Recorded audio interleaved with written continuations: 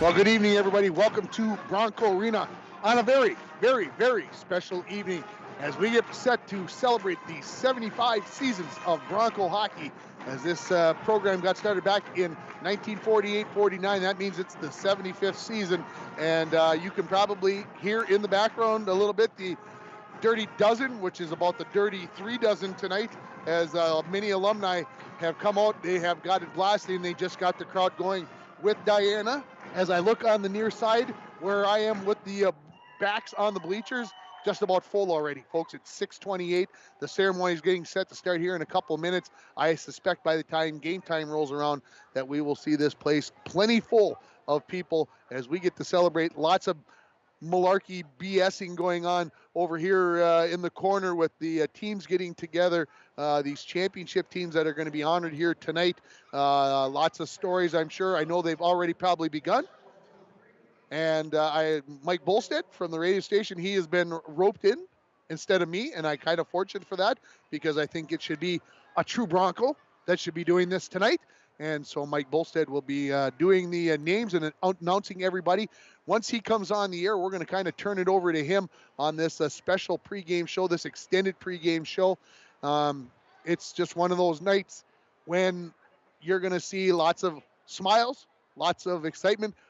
Talking with the kids, the players, the coaches, they're jacked. They're ready to go. They are super excited about this night and a chance to get to play on this night. The Broncos are taking on St. Paul Johnson, and as their head coach, Moose Youngins, told me or reminded me yesterday, it's been 60 years since the Broncos and St. Paul Johnson played in the state championship game in 1963 and then played again in 1964. And, of course, St. Paul Johnson won that game in overtime 60 years ago this year. And Coach told me that they were discussing all of that at practice just the other day about that banner hanging there and what it's going to mean to come to Bronco Arena tonight and get to play the Broncos again. It's pretty doggone cool if you start thinking about it, as I know Mike Bolstead was making a few announcements down there, and we'll see what he's got planned, what he's got going on. And I think he's just waiting for the point to go ahead and get things started here. And we're happy to have you along on yourliveevent.com and have this all prepared for everybody to be watched. If you can't be here from all over the world, wherever that might be, the Twin Cities, North Dakota, who knows, Texas, Arizona, where a lot of course, maybe some of our snowbirds take off to. So we're happy to be able to bring it to you, whether you're just listening on the radio via rjbroadcasting.com or you're watching it on yourliveevent.com. It is a very special evening here. And like I said, the Dirty Dozen, and again, I mentioned probably as I look over there, it's probably 35 to 40 people out there. They got, like I said, had it blasting. I want to say a big shout out to those who planned this. And I'm not even going to try to name them, but the two people who got a hold of me, Steph Dremel and Nikki Skifstead, were the two people who got a hold of me to try to help out with some of the information, some of the planning, some of the whatever of it. I did very little compared to what they did, but thanks to them and the whole group that got this together. I know head coach Chad Baldwin was involved heavily amongst others. So what a special night. As I said, the parts of the 57 state championship team are here. They were just inducted into the Hall of Fame just a couple of years ago. The 64 and 72 hockey teams are going into the Bronco Athletic Hall of Fame coming up here in April. And the 62, 65, and 66 teams were already inducted into the Bronco Athletic Hall of Fame. So those 6 early championships under head coach Larry Ross, all those teams are going to be inducted into the Hall of Fame by the end of April of 2023 here. And so lots of those faces, lots of those players that I've had the opportunity to get to meet through being part of the Bronco Athletic Hall of Fame are here. So it's great to see some of those guys give a quick handshake and a bump and tell them to have a good night, because they're busy, we're busy, and it's kind of fun to see how all this is going on. I'm looking down into the press box area, and I can see Mike Bolstead, and I think that's Nikki Skifstead, who are kind of, for lack of a better term, dotting the I's and crossing the T's to make sure everything is right. I see Sejalee Levine, and she'll always be Sejalee Levine to me. She's got the Bronco costume on, and so nice job there, Sejalee Lloyd, for getting the old Bronco uniform on. She's going to skate out there just like the old days, and Chad talked about, head coach Chad Baldwin talked about the fact that, explaining to the kids how it used to be, how this place was full, Bronco Arena, every night. It was full out here, and the place was packed. The band was playing, and there was an electric energy here. I know when I came here personally in 1994-95 school year with the old yellow bleachers down on the far end of the arena here, and at the game, it was during a holiday tournament, and AD Dwayne Johnson at the time said to me, he says, these stands used to be filled every night. It was packed. You had to make sure you got here early in order to be able to know what was, to be able to get your spot, so to speak. So this was, we haven't seen that in many, many years here. So to get this place rocking and rolling tonight, I'm excited to see it. And of course, probably the only game of the season that gets like that is when they play Fort Francis. And so you get to kind of get that atmosphere. But enjoying here, and Mike Bolstead is getting started, and we're going to try to pick up his voice the best we can.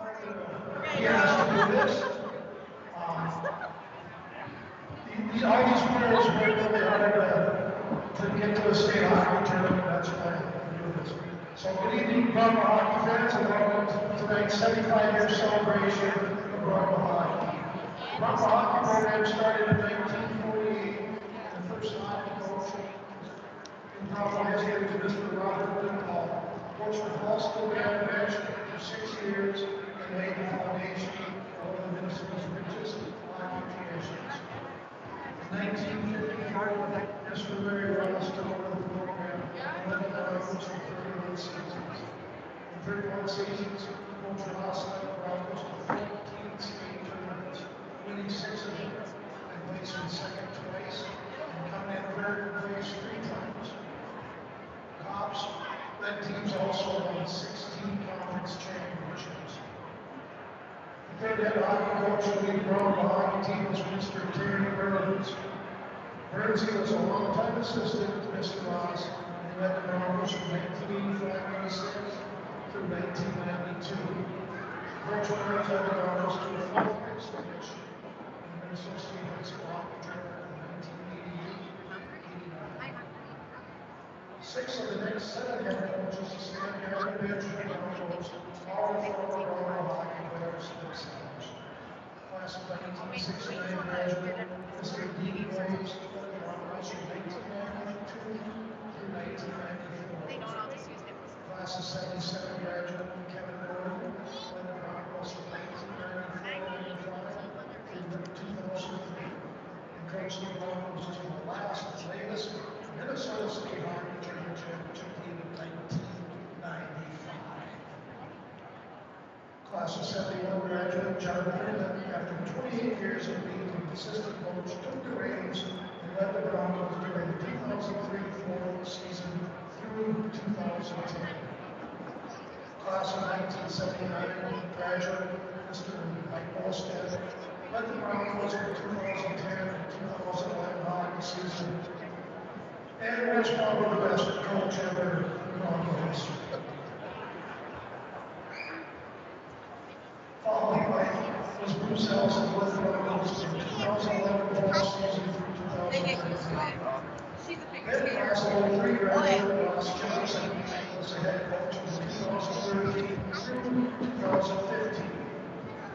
Then class of 81 graduate, 19-year assistant coach George McDonald Jr. Patch as head coach, led the Broncos for 5 years from 2015-16 through 2020. Currently, class of 2000 graduate Chad Baldwin took over the head coaching range position in 2021 and still resides behind the bench today. Bronco Arena has not always been the home of Bronco hockey. In the inaugural season of 48 and 49, the Broncos played home games outside behind the bench in Smoky Bear Park. In 1950 to 1967, most of the Bronco hockey games were played across the river from Francis. Finally, in 1968, the Broncos had their own home, and you're all sitting in the chairs today. Bronco Arena was built, and that's been the site for home games ever since. Tonight's game was chosen as a game to celebrate the 70th anniversary due to the fact that St. Paul Johnson and the Broncos played each other in the 1963 state tournament championship game. St. Paul Johnson won the next year.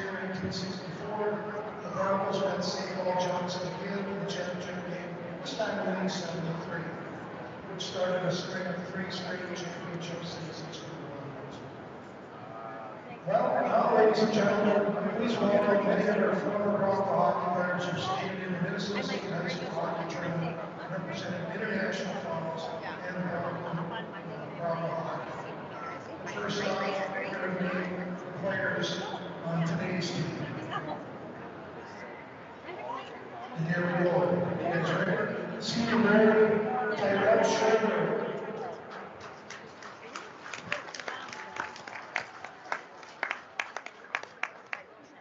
Senior Julius Naish. Number 3, Brody Carlson. Number 5, senior captain Max Dremel. Number 6, senior Braden Smithstead.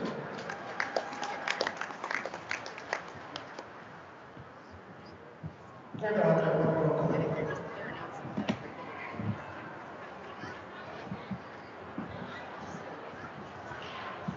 So how about that 30 dozen, huh?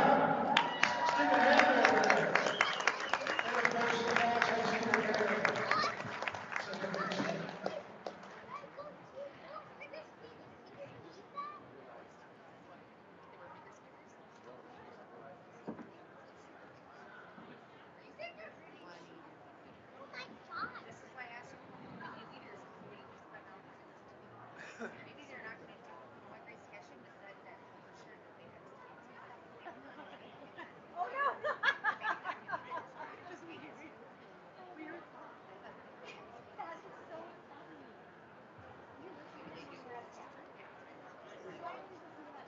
So we've got a little pause here in the action. No, we can announce some cheerleaders. They're on the action right now. How about senior Avery Hogan? Senior Olivia Line. Senior Nestle Whitman. Junior Carson Thorpe. Junior Madison Wilder. And freshman Kylie Swanson. We have that horse out there, who that is. She takes a picture.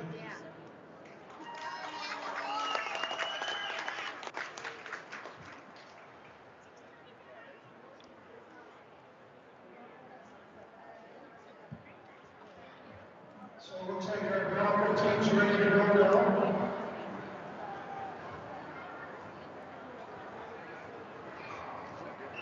Let's do it. Tyrell, you ready? Senior goalie, Tyrell Shoulder.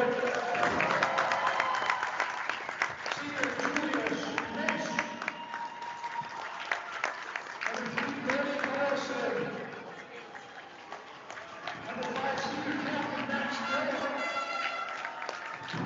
Number 6, senior Braden Smithstead. Number 7, senior Nate Dremel. Number 8, senior Kate Mazan. Number 11, sophomore Cooper Bradlow. Number 12, senior Matt Olding. Number 11, Jackson Rose. Number 12, Jay Harrison. Number 13, Noah Shakowski. Number 13, Parker Wilson. Number 15, senior captain Cody Jocelyn. Number 16, Will Savage. Number 17, Aiden McFarland. 19, senior captain Colin Costa. Number 19, CJ Asbarger. Number 20, Kate Kirby. Number 21, Kate Mosky. Number 22, Asher Keith. Number 26, Landon Snyder. Number 30, Keith Lynch. And number 30, Brandon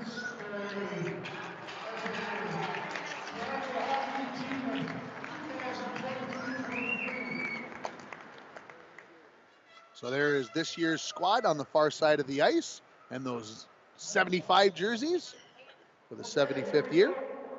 We're going to start out with the 2001 team. And here are the players off of that team. Andrew Dalt.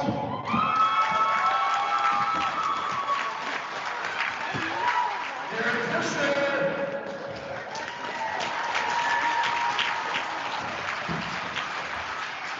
Cody Homestead.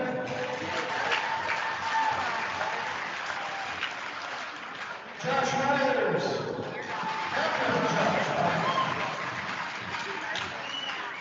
Andy Anderson. And Dimitri G. Steele.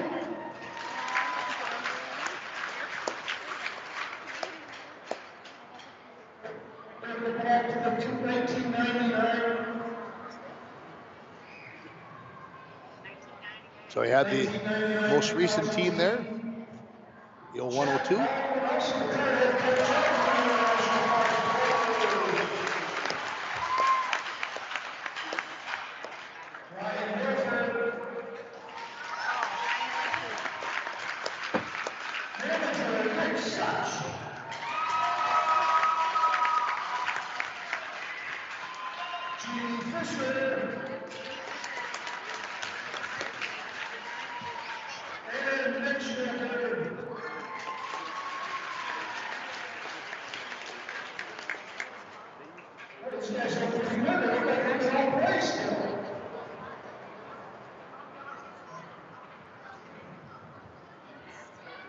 Now representing the 1999 through 2001 teams, former assistant coach, scored like 1 million goals, Tommy Bjornich.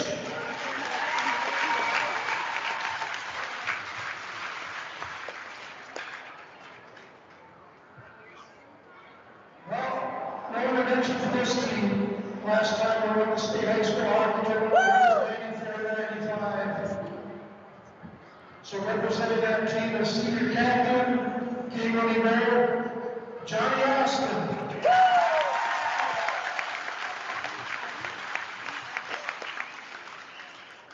Ted Olson.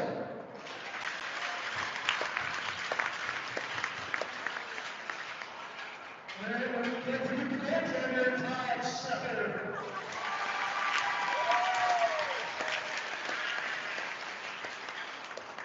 Jim Swenson.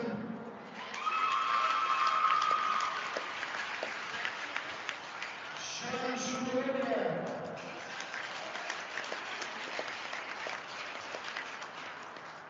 And Chris Zahn.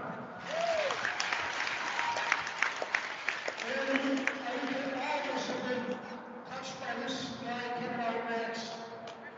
Volunteer team doctor for many years in 2017. Dr. Gary Bauer.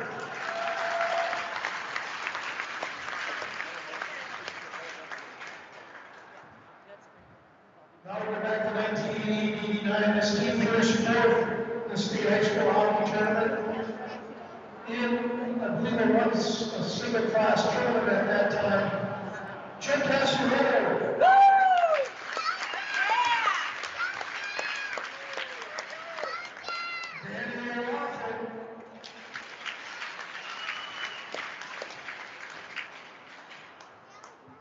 Captain Ronnie Olson.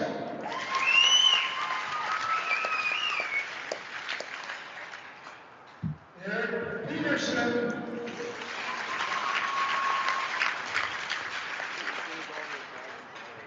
Clayton Ball.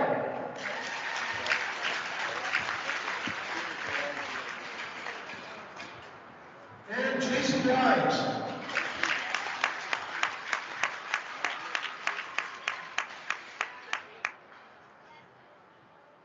Well, now we're getting closer to my age. The 1982-83 team, we got to look at that team that kind of came out of nowhere. Just a great job by this group. Brad Bergstrom.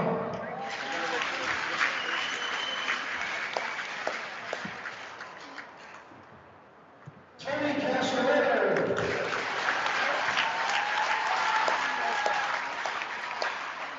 Mr. Goldschlag.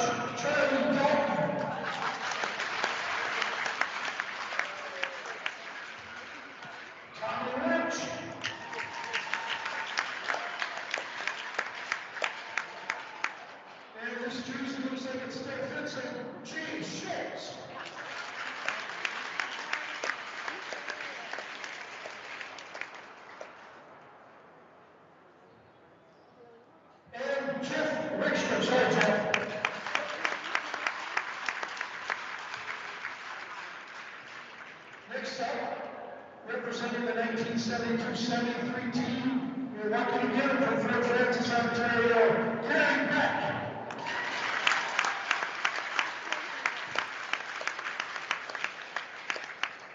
Representing the teams from 71 to 73, Paul Brown.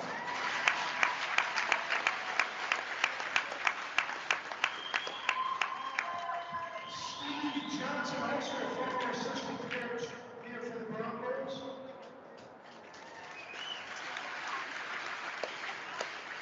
And I'm going to finish this next time. Probably the third best player ever in Bronco history to wear a Bronco jersey, David Brown.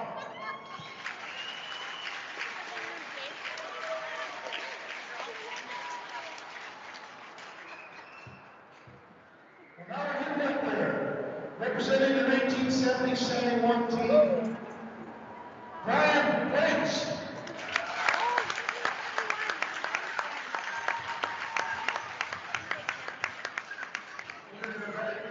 Jim Adams here, right?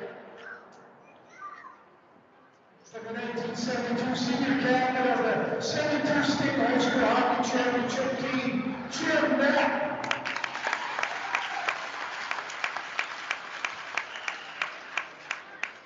And then the captain of the 1971 third place Bronco team, John Pregame, also former assistant head coach.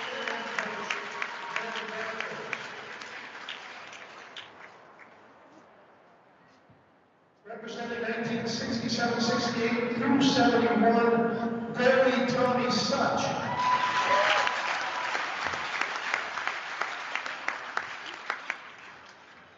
Now we're going back to the 1967-68 teams. Rick Levine.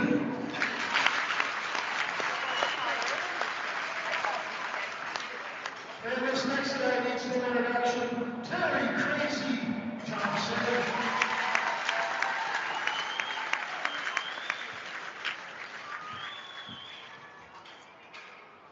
Let these guys move down a little bit.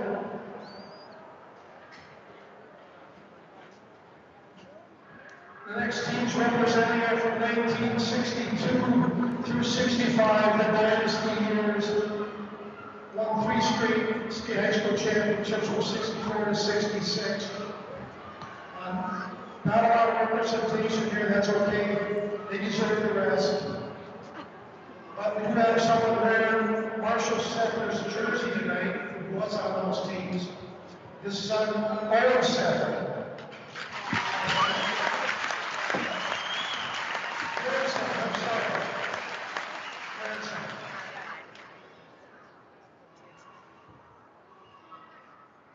Now we're going back, representing the 1957, 58 through 59.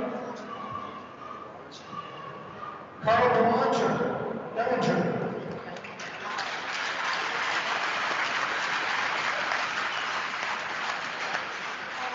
Dwayne Peck-Rosty.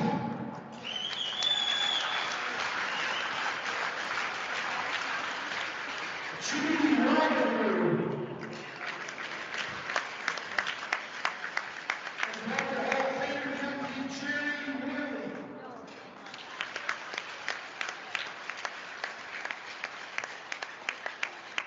Next up, representing the 1956, 57 through 58, Burley Jim Burley.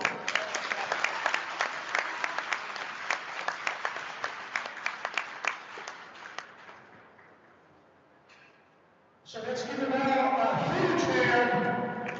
And former Bronco players, let's give them a big hand.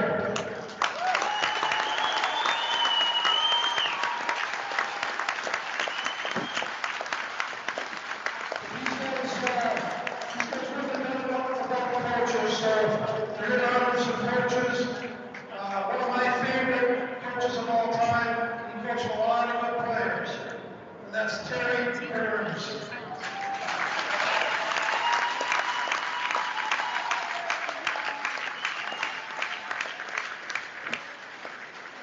This next coach took a team that was probably 11-7 for the first 8 games of the year. Rated this team into one of the best Bronco teams ever. I think, an amazing 13 job. Kevin Gordon.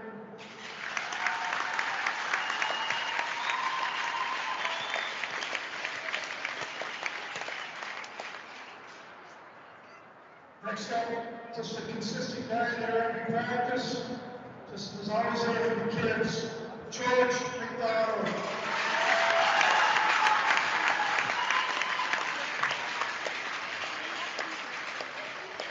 Next up.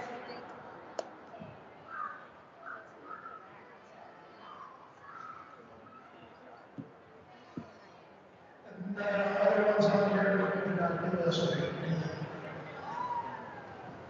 I think that's it. Thank you for listening to me. Have a good night. Oh, we got more. Oh, at this time, well, I'm not able to do this. We would also like to recognize all former Bronco hockey players in attendance who have come back to Bronco Arena tonight to see their buddies and friends and to spend time with everybody. For 75 years of Bronco hockey, it's just not the state tournament teams. It's everybody that played for the Broncos over the years, the last 75 years. So why don't you stand up and take presence here.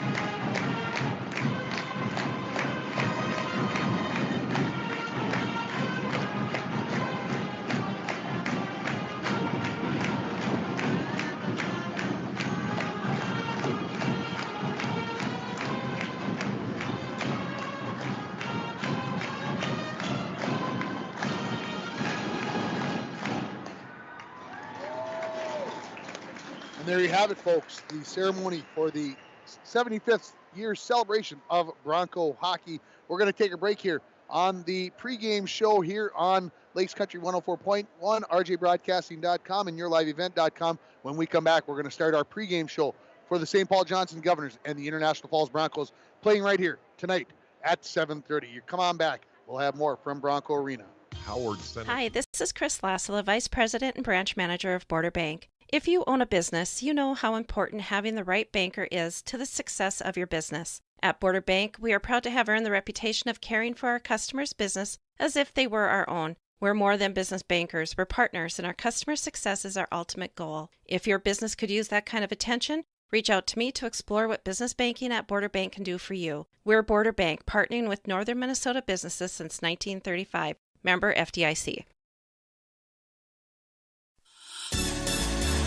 Coke knows there's nothing better than the beat of the summer. From low-key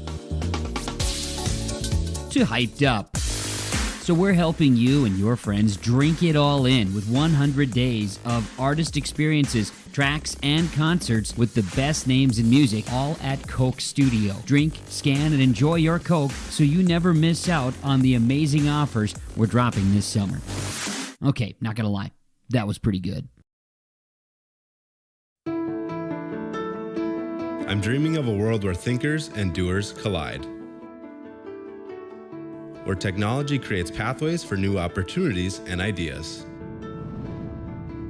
I want to ask questions and shape the answers that lead to real and meaningful advancements in this digital era. I'm going to innovate the world someday. If they can find their presence, they can find a gun. 911, what is your emergency? Every day, 8 kids and teens are unintentionally killed or injured by loaded and unlocked guns. Learn how to make your home safer at endfamilyfire.org. Brought to you by the Ad Council and End Family Fire. Welcome back, everybody, here to the Hometown Hobby and Crafts pregame show. Tim Ringhoff and Mike Bolstead joining me in a few minutes after giving him a chance to catch up on himself. The band, the Dirty Dozen, playing Diana here again, and the players still on the ice. They'll get off here shortly, and then they'll get the teams out onto the ice for their warm-ups.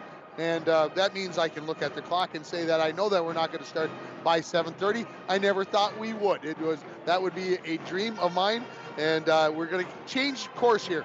We're going to move away from the 75th year celebration. Let's move to the game that's going on tonight as the Broncos come into this game tonight with a record of 4-9. They're going to be taking on the 1-11 St. Paul Johnson Governors. And you'll hear from Coach Moose Youngins. He talks about the fact that, yes, we are combined with St. Paul Como Park, but we are just hanging on.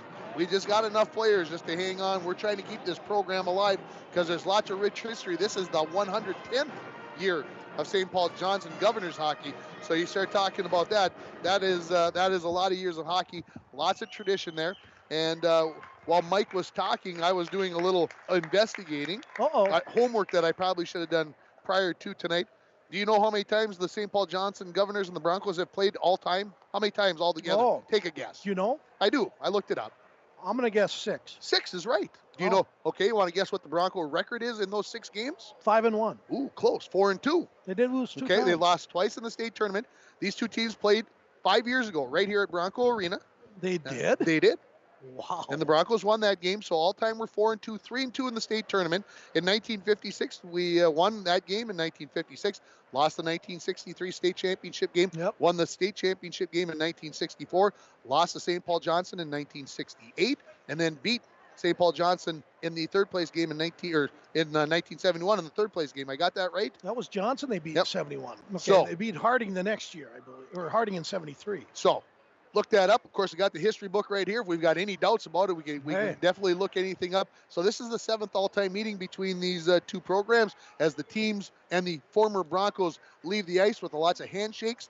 And again, those hockey players will get into the locker room, get those special 75-year jerseys off, and then they'll get ready to go to come out here and get warmed up. Where did they get the jerseys? Have you heard? I did not hear that. I knew they had something special going on. I don't know where they came from or how they came to be. Find out. Maybe I'm sure a business helped them out with that. I would guess somebody stepped up and did all of that. And so again, I'm just looking here at my notes that I did, and of course I would have expected more players. Yeah? What do you think? I thought there was a fair number. There was a couple years that didn't have very many, but like 64 to 66. I understand. They're Peter Fitchuk and them, but they're probably down, enjoying the nice warm weather. temperatures. Yeah. And like I said, sometimes you just. I know, like I said, the 64 team is getting together, going to be inducted into the Hall of Fame in April, so that could have had something to do with that part of it, why they didn't want to make 2 trips here to the Falls this year. And so it's just one of those things. But it was a special night. It was great to hear some of those names. Some of those names, obviously, I weren't aware of what year they were on because I moved here after those years, but it was fun to see those guys. I know most of them in some capacity, and it's good just to have all that stuff stirred up again and brought into the forefront of your brain. Yeah, and people got to understand how difficult it is. I mean, they just didn't show up and then advance to the state tournament. I remember that 82-83 team. I mean, they were like a number 4 or 5 seed and kind of came out of nowhere and surprised everybody, including Grand Rapids, and made that trip. And it got down there and just mesmerized by the crowd. And I remember talking to Charlie Dalton. I've had lots of talks with all those guys because it made their whole life ring. They'll never forget that. Well, the first Bronco game I ever watched live was the 1989 state the sections championship. Well, you got spoiled right away. I got spoiled right away. I was going to school in Virginia at the time, and I had never been to a section championship game, and I wanted to go experience. It didn't matter who was playing. I was going to go watch it in Hibbing, and I'll never forget, I was standing in line outside. That's how long the line was. I got there over 2 hours early, and I had to stand outside at the Hibbing Memorial Building, and International Falls came, and they announced to the crowd that International Falls had not sold their entire allotment of tickets, and that there were 250 tickets remaining. And I'm like, I'm going to get a ticket. I'm going to get in. And of course, I got to watch the Broncos win it 7-1, and I would say in very surprising fashion over Grand Rapids. Well, that the night. big thing wasn't that like upset. I mean, they called it something, like upset Saturday or upset, like all the teams, the top 2 seeds got knocked out, and the Falls and Rapids advanced into the finals. So Hibbing was a team, and they got knocked out early, but that was all the fun about section hockey back then. Anybody could win it. So, well, we've got things going on here. The teams are on the ice getting to warm up. So I'm going to change course here, and I'm going to welcome you to the Hometown Hobby and Crafts pregame show. Have you checked out Hometown Hobby and Crafts' large array of merchandise? Not only do they have everything to make your school or craft project the best it can be, but they've also got so much more. They've got puzzles, baking supplies, yarn, largest supply of yarn in the Borderland area. It is National Puzzle Month at this month, and so Hometown Hobby and Crafts, in honor of that, 15% off if you buy just one puzzle, but if you buy 2 or more, you're going to get 20% off. So stop at 327 3rd Street in downtown International Falls. Of course, we've always got the Domino's first goal contest. Who's going to score the first goal of the game? I have already got 5, 7, 9, 10, 11. I've already got 15 guesses. No way. 15 guesses all already. on your phone. All on my phone. It takes a while. It takes a while to get. Did you get my number out? I didn't get yours. You don't need to. We got enough. So, anyway, if you'd like to still get involved, you can give me a text at 218-324-3053. And while you got your phone out, maybe a late supper here, 218-283-3444, or go to Domino's.com to get your favorite pizza, chicken wings, pasta, or a sandwich. The winner or winners will receive a $5 gift certificate. So if more than one person wins, we're giving them all. We give them all away. That's the way I've been doing I like it. that. You let them run. Right? No tiebreakers. We're just going to let it go and let everybody be a winner if we can. So that's what we've got going on here. Again, these 2 teams come in. The Broncos sitting at 4-9 on the season, coming off of a loss at Rockridge on Tuesday night by a final score of 6-1. And the St. Paul Johnson Governors, they come in with a record of 1-11. So as these 2 teams get together, the rich traditions is what we're seeing on display tonight. But I think we're going to see 2 teams that are going to be pretty evenly matched, and it ought to be a heck of a hockey game right here. St. Paul Johnson, if I remember looking at their record or their schedule correctly, they're headed to Badette for tomorrow for an afternoon game, and then I'm sure they're heading home. And I enjoyed talking with head coach Moose Youngins yesterday on the phone. I got a chance to talk to him today. His 32nd year as a high school head hockey coach. And he's in, I would guess that he's in, you said maybe 80. I would say he's in his mid-70s. And then he says, I love every day of it. And I said, these young kids, with everything they got going on, doesn't bother you? And he said, not a bit. He said, I love it. He said, I love going to the rink. We've got great kids. We don't have enough of them, but we got great kids. And that's what it's all about. And I know he's coached the youth teams too, because I coached against him, and me and him didn't get along real well on the benches. And I had Ben Gordon. I was coaching Ben at the time, and boy, they had some big kids on that Johnson team, and they kept running Ben. So finally, I said, enough. I said, leave the kid alone. I mean, he's 11, 12 years old. I mean, we don't need anybody getting hurt out here. And he didn't like that, so me and him fought the rest of the game. I think we did win, though, Ringer. That's the important part. Ben got about 5 goals. That's nice. That's nice to hear. So we'll take a break here on the Hometown Hobby and Crafts pregame show. When we come back, I've got a great interview with head coach Chad Baldwin. You're listening to the Hometown Hobby and Crafts pregame show for Bronco Boys Hockey on Lakes Country 104.1, rjbroadcasting.com, and you're watching it on yourliveevent.com. Worley Motors of International Falls is saluting all former Bronco hockey players on this year's 75th anniversary of Bronco Boys Hockey. Our team at Worley Motors is having its 76th anniversary right here in International Falls. We know that this 2022-23 Bronco hockey team plays hard and works hard, just like the Broncos teams of the past. Congratulations, Bronco players and coaches from the Worley Motors team at 309 5th Street in International Falls. Hometown Hobby and Crafts is your headquarters for all your craft and school projects. January is National Puzzle Month, and to recognize this, Hometown Hobby and Crafts will have 15% off all puzzles for the entire month. Buy 2 or more puzzles and get 20% off. Puzzles are a great family activity or solo project during the winter months. Stop at 327 3rd Street to check out the large selection of yarn that Hometown Hobby and Crafts has in stock. Their hours are 10 to 6 Monday through Friday, 10 to 4 Saturday. Buy local to keep our community strong. Hi, this is Chris Lassila, Vice President and Branch Manager of Border Bank. If you own a business, you know how important having the right banker is to the success of your business. At Border Bank, we are proud to have earned the reputation of caring for our customers' business as if they were our own. We're more than business bankers, we're partners, and our customer success is our ultimate goal. If your business could use that kind of attention, Reach out to me to explore what business banking at Border Bank can do for you. We're Border Bank, partnering with Northern Minnesota businesses since 1935. Member FDIC. Welcome back to the Pregame Show. Time for our Up North Builders coaches interview with head coach Chad Baldwin. Coach, well, it's a kind of a busy night. Tough maybe keeping your mind on the hockey game because there's all the other stuff going on. Is everything set and ready to go as of about 6 o'clock when we record this interview? Yeah, I think everything's dialed in. Everybody's really excited. I know the boys are pumped. It's been a long day just waiting to get here, and it's been exciting. A lot of people have reached out, and I know some of the guys that have come to town were getting together before the game to hang out and get to see each other, and they'll get together after the game too. But it's just been pretty cool to, I've been hearing stories already, so it's going to be a good night, and it's really exciting for the town. Talk about it personally for you, because obviously you're a Bronco. You graduated approximately 20 years ago. You understand that tradition and that part of being a part of it. So talk about it, what it means to you for this night to happen. Well, it's really special. Growing up, you wanted to be a Bronco, and this is a night I'll never forget. It's a night where the youth gets to come out, see the rink, see all our players again. For me, it's just really special. This is, I guess you could say, maybe a once in a lifetime deal here. Yeah.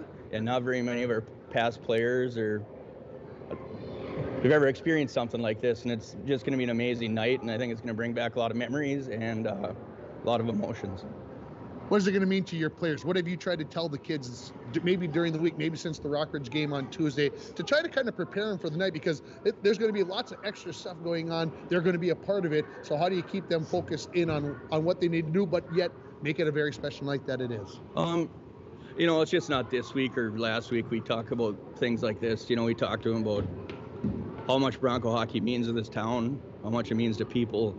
And, you try to get it through to them. They're living in the moment still, and it really doesn't sink in until you graduate. But you just try to explain to them how much it means and how much people love it. And I think tonight is really going to show them exactly what it feels like. Sure. And it's going to be great.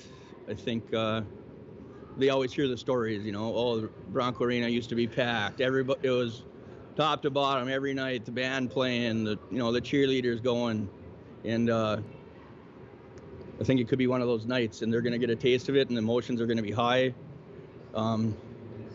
which is fine. I think emotions are great. That's how you win hockey games, but you don't want to step over the edge, right? You don't want to come out and just be running around not doing your job, or maybe taking a little too far, getting a bad penalty, or I just want them to take it in, enjoy it, and you know what? We're going to play our hearts out and give the fans something to cheer about tonight. I talked with head coach of the St. Paul Johnson Governors yesterday, Moose Youngins, and he mentioned to me that it's 60 years since these two schools played against each other in the state championship game, which St. Paul Johnson won, and then, of course, the Broncos got their revenge, if you can call that, the next year. Was it planned this way, or was it just an ironic coincidence that St. Paul Johnson ended up being the opponent on this special night? It's kind of ironic. We're trying to find a night where a lot of our youth teams weren't playing, as many as possible, so they could all be here to experience this as well. So we had a couple other dates. We were trying to figure out if a weekend would be best or a weekday. And then this date just happened to be one of the best nights for our youth to get here. A lot of teams are in town. And a Friday night, so if people came up from the cities or wherever they're coming from, you could make kind of a long weekend out of it. And looked at the schedule, and it just happened to be Johnson. So I don't know, it worked out for the best, I think. Talk a little bit about Tuesday night's game. I was there for the game against Rockridge, a couple days to think about that. How did you think the boys played, and what did you try to get improved since then? I thought we played all right. Rockridge is obviously a top team in our section, top team in the area. We, for the most part, we came out, played right with them. It was back and forth. We made some mistakes and ended up in our net. It's kind of, I don't know how else to say it. It's kind of been the way things have gone this year, but We actually had the kids working a lot on special teams. We had a lot of power plays in Rockridge that we struggled on. So this week we spent a lot of time on special teams, the power play, moving the puck around, made a few small adjustments with our personnel, and it's a good week of practice, and hopefully it takes effect tonight. Coach, enjoy the night. Good luck. Thank you. Appreciate it. Head coach of the International Falls Broncos, that is Chad Baldwin, and he was very emotional at the start of that interview. If you could not hear in his voice, I could see it in his eyes that he was, it means a lot this night to him. Bronco hockey means a lot to him as well. You're listening to the Hometown Hobby and Crafts pregame show. That interview brought to you by Up North Builders, expert construction in International Falls. They've got planning, they've got management, and they've got experience, and it makes a difference. Up North Builders. We're going to take another break here on the Hometown Hobby and Crafts pregame show. When we come back, we're going to listen to the interview with head coach of the St. Paul Johnson Governors, Moose Youngin. You are listening to Bronco Boys Hockey on Lace Country 104.1, rjbroadcasting.com, and you're watching it on yourliveevent.com. Now is a great time to visit Falls Lumber Company's Design Center. We heat this building with fireplaces and stoves so you can feel the warmth, see how they burn, and check out which one is best for your home, cabin, or shack. We sell some of the best name brands in business: Cozy Heat, Yodel, Hearthstone, Napoleon, Regency, and more. Check out Falls Lumber Company's Design Center, something for everyone. 201 4th Street in the Falls. Rainy Lake Medical Center is proud to offer local athletes a robust sports medicine program that includes comprehensive rehabilitation for athletic injuries, post-surgical rehab, and return to sports guidance. Rainy Lake Medical Center's advanced concussion management program offers additional protection and peace of mind to athletes and parents. For more information, call Rainy Lake Medical Center Therapy and Wellness Department at 283-5420. Good luck, athletes, on a successful year from Rainy Lake Medical Center. City Drug, your community health mart pharmacy, invites you to eat well and live better with Frontier Soups. Gluten-free, non-GMO, no added salt or preservatives. The homemade minute mixes offer a variety of easy-to-prepare soups. South of the Border Tortilla and Chicago Bistro French Onion are best-selling favorites. Try Minnesota Heartland 11 Bean Soup or the always popular Rocky Mountain Trail Loaded Potato Soup. Frontier Soups, clearly made from ingredients you know. City Drug Health Mart, taking the time to listen and care. Welcome back to the pregame show, being joined by St. Paul Johnson Governors head coach Moose Youngins. Coach, we were just saying, this is 32 years for you. That's a long time. Yeah, there's no question, but it's 32 good ones, so I would enjoy every minute of it. That's good to hear. You don't often hear a lot of coaches saying that these days, that it's tough. You don't find it tough to work with the young kids these days? No, I think we're pretty blessed on these sides. The culture of our program has been built over the years and by the guys before me, and we've been able to carry it on. And our kids are just really proud to be Johnson guys and keep on going. Talk about the trip up and what you guys tried to do. I know you got another game tomorrow, so what'd you do to try to make this trip special besides what's going on here tonight? I mean, I think we're really excited to see this tonight. And this also is the 60-year anniversary of the Johnson International Falls State Championship, so we're fully aware of that. And to be part of this tonight, I think I know our guys that played that 63 team are proud of us for being here. That's great to hear. Talk about your team this year and talk about the kids that are the leaders. So our program we're in trouble. Our numbers are dying, and we're just battling to stay alive is what we're doing. But our kids are great guys. They show up to practice every day. They work hard, and again, they understand the history of our program, so they're so excited to be here today to share this day with you guys. Talk about what kind of game we're going to expect tonight, because the emotions are going to be high. I mean, the adrenaline's going to be flowing, I think, for both teams. The crowd is going to be amazing. Yeah. Talk about what you try to get your kids to see and what kind of game we're going to have. For us, it's real important for us to get the puck out and to get the puck in. And then but if we get stuck under the rink, it's going to create a problem for us. Moose, I appreciate the time. Enjoy the evening. Nice talking to you. Thank you. And welcome back here. That was head coach Moose Youngins of the St. Paul Johnson Governors. That interview brought to you by Up North Builders, expert construction in International Falls, planning, management, and experience, and it makes a difference. Up North Builders. Well, got through those two coaches' interviews, and like I've said, the very emotional Chad Baldwin, and I would like to say the very matter-of-fact Moose Youngins. He's on a good trip here, but it's a business trip for him, Mike, I think. That's what he does. He's been doing this a lot of years, and I like the fact that he loves these kids. That's why he does it. And of course, Chad, I don't blame him for being emotional, but he's kind of a straightforward guy, straightforward coach, and both of them do a good job. A little bit of an age difference between them, but they still want to win hockey games. Absolutely. At the end of the day, they both want to win, and the kids want to win, I think. I wish I would have taken the wireless mic down there. Right now, you're talking to the ex-Broncos and coaches, and boy, I bet I've seen 20 of them right together there, and just lots of jabs and lots of fun going on. And if I had that mic ringer, that would have been priceless. Yeah, that'd have been. Might have had to edit some of it, but it was still really good. I did find out where the jerseys came from. Okay. The Bronco Boys Hockey Booster Club paid for them. Okay. And then Worley's, I believe I heard, paid for the T-shirts that they got. So just thought we'd mention that. Very nice. And of course, after the game tonight, the celebration continues at Border Bar. So if you are listening and watching, and you're in town and like to go out and see some of these guys and hear some of the stories, and I'm sure they'll all be factual. There'll be no doubt about that. I'm sure that's what you're going to hear. But sounds like a lot of fun. We're going to take a break here. When we come back, we're going to have a very special Where Are They Now? A very extended Where Are They Now for tonight.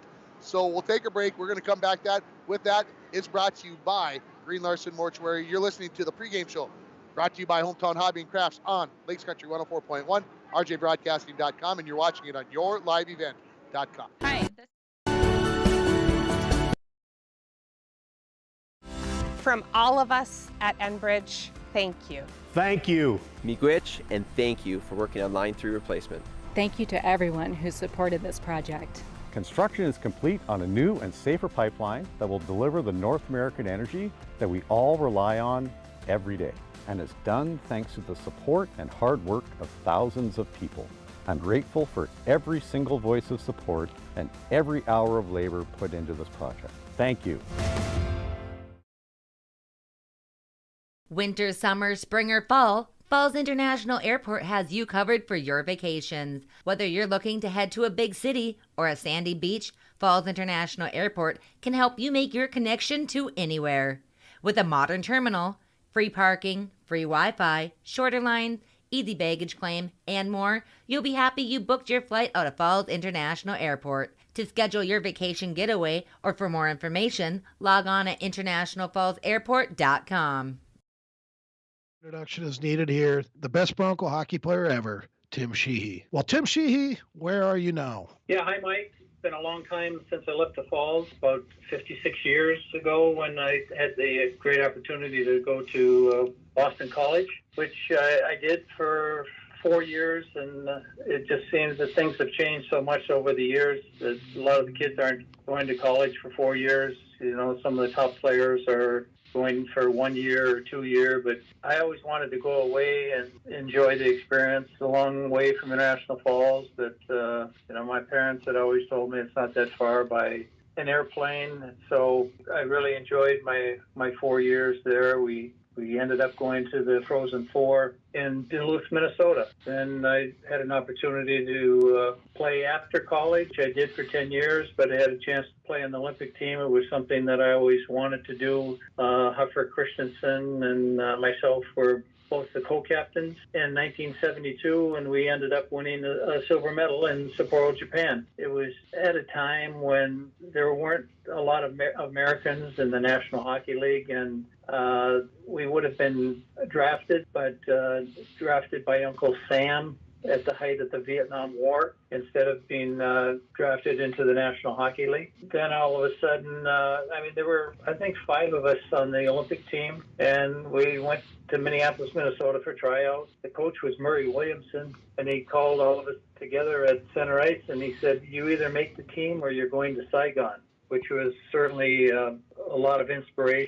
To be able to go on and win a silver medal when the U.S. hadn't won a medal since 1960 when they won gold. So, and then at the end, we went in the Army in the spring and the fall, and then ironically, President Nixon ended the war in 1972, and we were getting out of the Army, and all of a sudden this new World Hockey Association started up called the WHA, and I was drafted by the New England Whalers. From Jack Kelly was the coach and general manager, a former coach at Boston University who won back-to-back national titles. And so he was familiar with my game and gave me a great opportunity to go on and play with Gordie Howe when the team eventually moved to Hartford from Boston. And I stayed in the game. I was in commercial real estate for 15 years, and then became an agent in 1997, and I've been with my brother Neil for many years representing players. So now I like to go to Florida in the wintertime a little bit. I can still go to games in Fort Lauderdale or up in Tampa. And so Neil and I are in touch with one another all the time. I'm still thawing out from all those cold winters in International Falls. And, my hands and feet are still cold, but they feel pretty good in Florida when I'm there. So other than that, I'm up on Cape Cod. Things are good, still healthy, and health is most important. So every day is a good day. That's Tim Sheehy with Where Are They Now? And that was Bronco great Tim Sheehy and the Where Are They Now segment brought to you by Green Larson Mortuary. Welcome to a place to celebrate life and honor every memory. Go to their website at greenlarson.com. Played that whole thing. I played 3 minutes and 22 seconds of it that you edited it down to. Oh, I did. Well, that was about a 35-minute interview. Well, it was amazing. I love Tim Sheehy, not only because he's got the greatest first name in the world, but that's the way it goes. So would you say arguably the best Bronco player? Oh, yeah, he's top 3 ever in Minnesota. So I guess unless we got 2 Broncos ahead of that. Well, I know I heard you bloviating down there when you were PAing. You put your number out there on who you think is the one. Oh yeah, I told the whole arena. You told me many times who you think the best Bronco ever was, at least in your mind. In your 12 or 13 Well, I got year old Tim mind. Sheehy number 1. Yeah. And I got Oscar Malley number 2. Okay. Okay, and then I got David Brown number 3. Now, a lot of people say, well, who's David Brown? Well, he carried basically the 72 team on his back. I mean, Jim Knapp was a great leader, and Craig Dahl was a great leader, but Jim Knapp was a stud, and he carried them.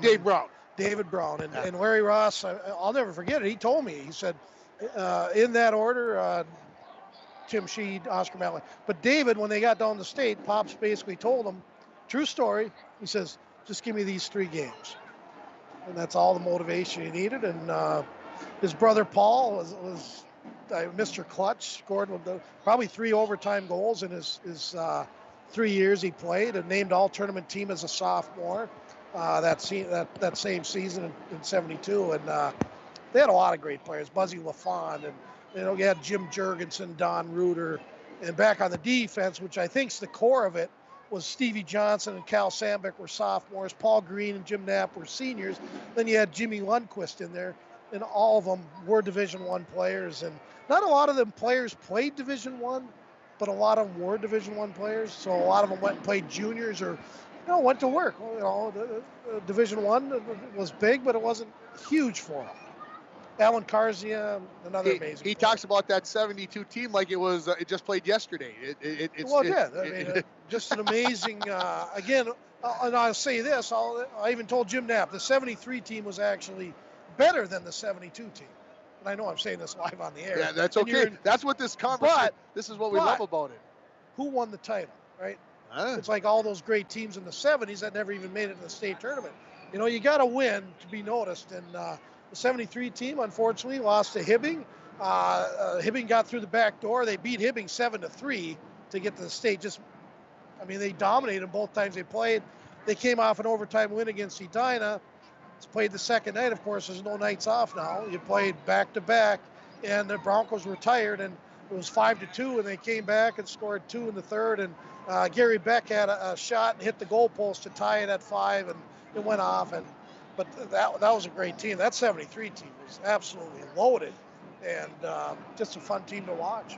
I love the stories, folks. I really do. This is I enjoy hearing every story, whether they are embellished True or not. True or not. These I are love, true ones tonight, right here. I love the stories. I love hearing about the history of Bronco hockey. Not growing up here, to me, again, it's a special thing. And talking about the Broncos of the past, let's talk about the Broncos of the future. Today. The Bantam A's, they got a 12-0 win this afternoon over a team out of Winnipeg in the start of their home tournament. We had that game on the air this afternoon. We're going to have their game on Sunday, depending upon what time it is. Now it was supposed to be an 8-team tournament, but now they bracketed out, and hopefully the Bantam A's play at 9:15 tonight against Roseau. So if you're listening and you get done here, you can head over to tonight. Kerry Park at 9:15 tonight. So Roseau came down, hasn't had to play a game. Hasn't had to play the game yet. They're going to play at 9:15 tonight. That's pretty good. We should go cover that. We should. I knew you might. Dwayne, you in? Your live event? So I just looking quickly at the bracket here for that tournament. If the Broncos win that game, they will play at 5:30 tomorrow at Bronco Arena. If they lose that game, they are going to be heading for a game at 1:45 at Kerry Park tomorrow and see if they can work their way back through the back door to get in there. But let's hope that they take care of business tonight. So if they lose tonight, they go to the third place game? No, they made it so you can work your way all the way back to a championship. Kind of like okay, so, I like that. So it'll be an interesting weekend. We'll have their final game on the air for you on Sunday. Whatever time that is played, it'll be on KGHS 1230 AM, 95.3 FM, and RJBroadcasting.com. Joey Payer on the call? Joey Payer will be on the call. You get a day off. I'm going to Ely to watch hockey. Eli plays hockey. And Does Maverick go to Ely? He goes to Ely. Oh, he does? Oh, I didn't yes. think he did. So we've got that going on. We're going to take a break here on the Hometown Hobby and Crafts pregame show. A shout out to Eric Lassel. I appreciate the kind words and the text message you sent me. We're going to take a break, and Mike's going to come back, and he's going to give you the keys to this game, brought to you by Rainy Lake Houseboats. You're listening to Bronco Boys Hockey pregame coverage on Lakes Country 104.1, RJBroadcasting.com, and you're watching it on yourliveevent.com. Lukacek Architecture is a proud sponsor of Bronco Hockey. Growing up as part of the iconic Dirty Dozen band, Bronco Hockey brings back great memories. For quality commercial and residential architecture right here in northern Minnesota, contact Lukacek Architecture. Good luck to the Bronco hockey team season from Rainy Lake Oil. For all your fuel, propane, lube, and chemical needs, call Rainy Lake Oil at 1-888-LAKE-OIL. Larry and his staff will take care of it all. Go Broncos! The Outdoorsman's headquarters is the place to get all your gear for fishing, hunting, and camping. When the season changes, you can find that new lure, rod, rifle, shotgun, or camp stove to make your next trip the best it can be. The Outdoorsman's headquarters has bait and all the necessities for your next adventure. Stop at the Outdoorsman's headquarters at 1130 3rd Avenue in International Falls or call them at 218-283-9337. Before you shop elsewhere, check with us for the best products, the best prices, and the best customer service. Welcome back to Bronco Arena here in the pregame show brought to you by Hometown Hobby and Crafts. You still have time to give me a text at 218-324-3053. Let me know who you think is going to score the first goal for the Broncos in this game. If you're right, you're going to win a $5 gift certificate to Domino's. And while you're texting me, maybe you need to order a little after supper and get a hold of Domino's at Domino's.com or give them a call at 218-283-3444. It's time for our keys of the game, brought to you by Rainy Lake Houseboats. Rainy Lake Houseboats is located on magnificent Rainy Lake. It's where the highways end and the ancient waterways begin. Rainy Lake Houseboats offer amazing Minnesota houseboat vacations on Rainy Lake in Voyageurs National Park. You can call them at 1-800-554-9188. And here's Mike with his keys of the game for the Broncos to get a win. Yeah, I would say the key is getting off the emotion of what just happened. You know, there's a game to be played. You're a part of a big celebratory deal. I did like how the players went through the line and shook all the hands of all the alumni and the ex-players. And so I would think the key to this game is getting off to a quick start based on the emotions of what they all just went through. And they're going to need some good goaltending. I think the St. Paul Johnson, watch them in warm-ups right here, they're better than their record indicates. They had some good-looking players skating around that during that warm-ups. Are they all just warm-up players? We don't know that. But I think Broncos inside out again, play good from the goalie to D on out. Cooper Crandall needs to have a big game. They need some offensive scoring tonight. I like that idea. The teams do have a similar opponent in Ely. The Broncos beat Ely twice. St. Paul Johnson lost to Ely high final score of 4-2. So if that means anything going into the game like this tonight, I don't know, but it very possibly could. The Broncos have come back out on the ice. The Governors have as well. For the first time ever in my life, they shut all the lights off here at Bronco Arena as the teams come onto the ice. They let the smoke go. They've got the teams ready to rock and roll here. They turn the lights back on as we get ready for the introductions. It's time for your starting lineups, brought to you by the Sports Shop in downtown International Falls. For honest prices on for honest service and fair prices on bikes, hockey equipment, snowshoes, and more, come to the Sports Shop in downtown International Falls. Let's start with the visitors, the St. Paul Johnson Governors, with their 1-11 record. Starting in goal will be a sophomore, number 33, Justin Casper. Starting on the defense will be number 8, Jack Wagner. He is a senior, and number 11, senior Nolan Hawkins. Starting on your forward lines, a sophomore, Isaiah Henderson. Also starting on the forward line, number 14, a junior, Matthew Cornia, and another junior, number 19, Joaquin Achoki. Akochi, I got to make sure, Achoki, I got that. Achoki is the way it's supposed to be. And starting for the International Falls Broncos, in goal will be senior, number 1, Ty Schoberg. Starting on the defense, you'll have number 2, senior Julius Maish, and sophomore, number 17, Aiden McFarland. Your forward line, senior, number 5, Max Dremel, junior, number 16, Royce Allen, and senior, number 18, Colin Koshik. Those are your starting lineups, brought to you by the Sports Shop here in downtown International Falls. For honest service and fair prices on bikes, hockey equipment, and more, go to the Sports Shop in downtown International Falls. Don't forget, in between the first and second period, we're going to be giving you our Bronco trivia question, brought to you by Coca-Cola. You're going to give yourself a chance to win a 6-pack of Coke, and we've got a trivia question that I will give. You've got to give me a text message. Cannot be a phone call. Must be a text message with who you believe the right answer is. And as I look at the answer, well, Mike, you mentioned the answer in the beginning of your speech that you gave for the ceremony. Okay. You mentioned the answer. So if people were listening, and I don't know how well they could hear you. Our PA is not the best. Our PA is not the best, but we'll see how that goes. But we'll have that trivia question in between the first and second period. I invited some guests up, how much time we got. Marty Olson's going to join us. Excellent. Between the first and second period. Johnny Prettyman, I know, is going to join us. I invited about 3-4 guys up. We'll see who shows up. All right, we're going to take a break for the national anthem, and then we are going to come back with hockey. Finally, 7:35. We're almost there. Almost a full house here at Bronco Arena. I'm looking forward to it. We're glad to be able to bring it to you right here on Lace Country 104.1, rjbroadcasting.com, and on your live event.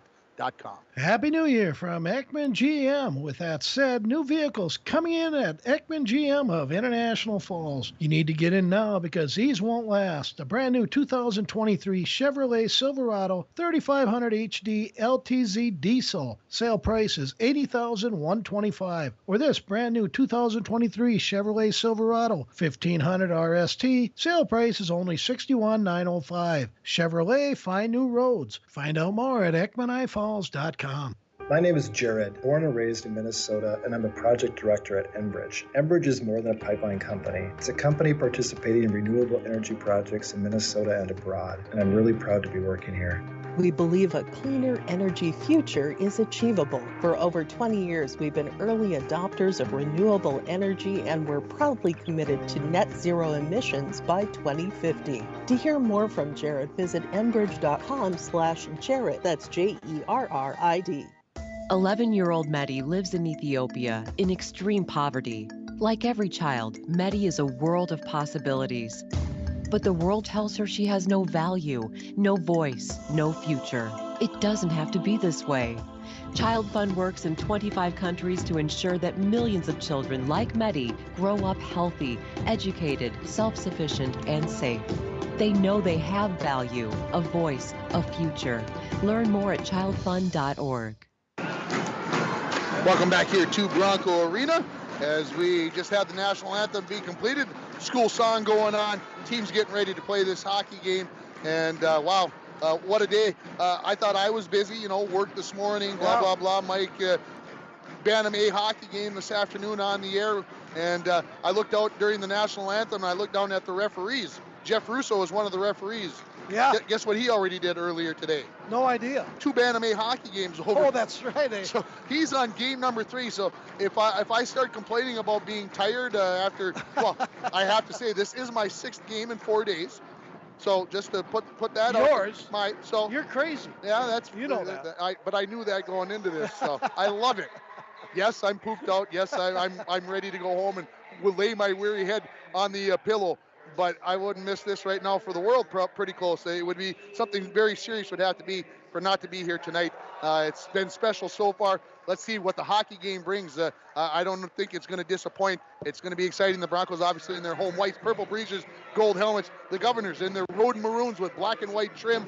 The Broncos will be going right to left in this first period. Let's get it on, boys. Let's see what the Bronco hockey team can do here as the 4-9 Broncos take on the 1-11 Governors, but throw the records out the door as far as I'm concerned after everything, the crowd that's here. And let's play some hockey and see what is going to happen. Koshik to take the face-off against. We'll see. It is going to be Henderson that will jump into the circle, and we are underway here from Bronco Arena. Puck is thrown into the Governor's zone. Back to pick it up there is Hawkins. He throws it back into the Bronco zone. With it there is Maish. Near side, Allen skates it in. Moves in between a couple of defensemen. Breaks in. Backhand shot. Goal! 14 seconds into the game, and the Broncos are on the board. And they lead it by a score of 1-0. Wow, I really love that pass by Maish.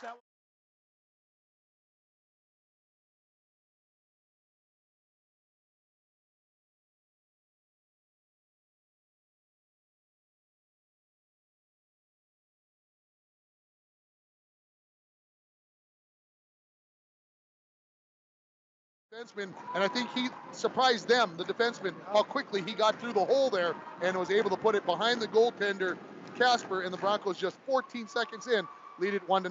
Maish off the faceoff. Gets deflected back into the Broncos zone by the Governors. Back to pick it up, this is Aiden McFarland.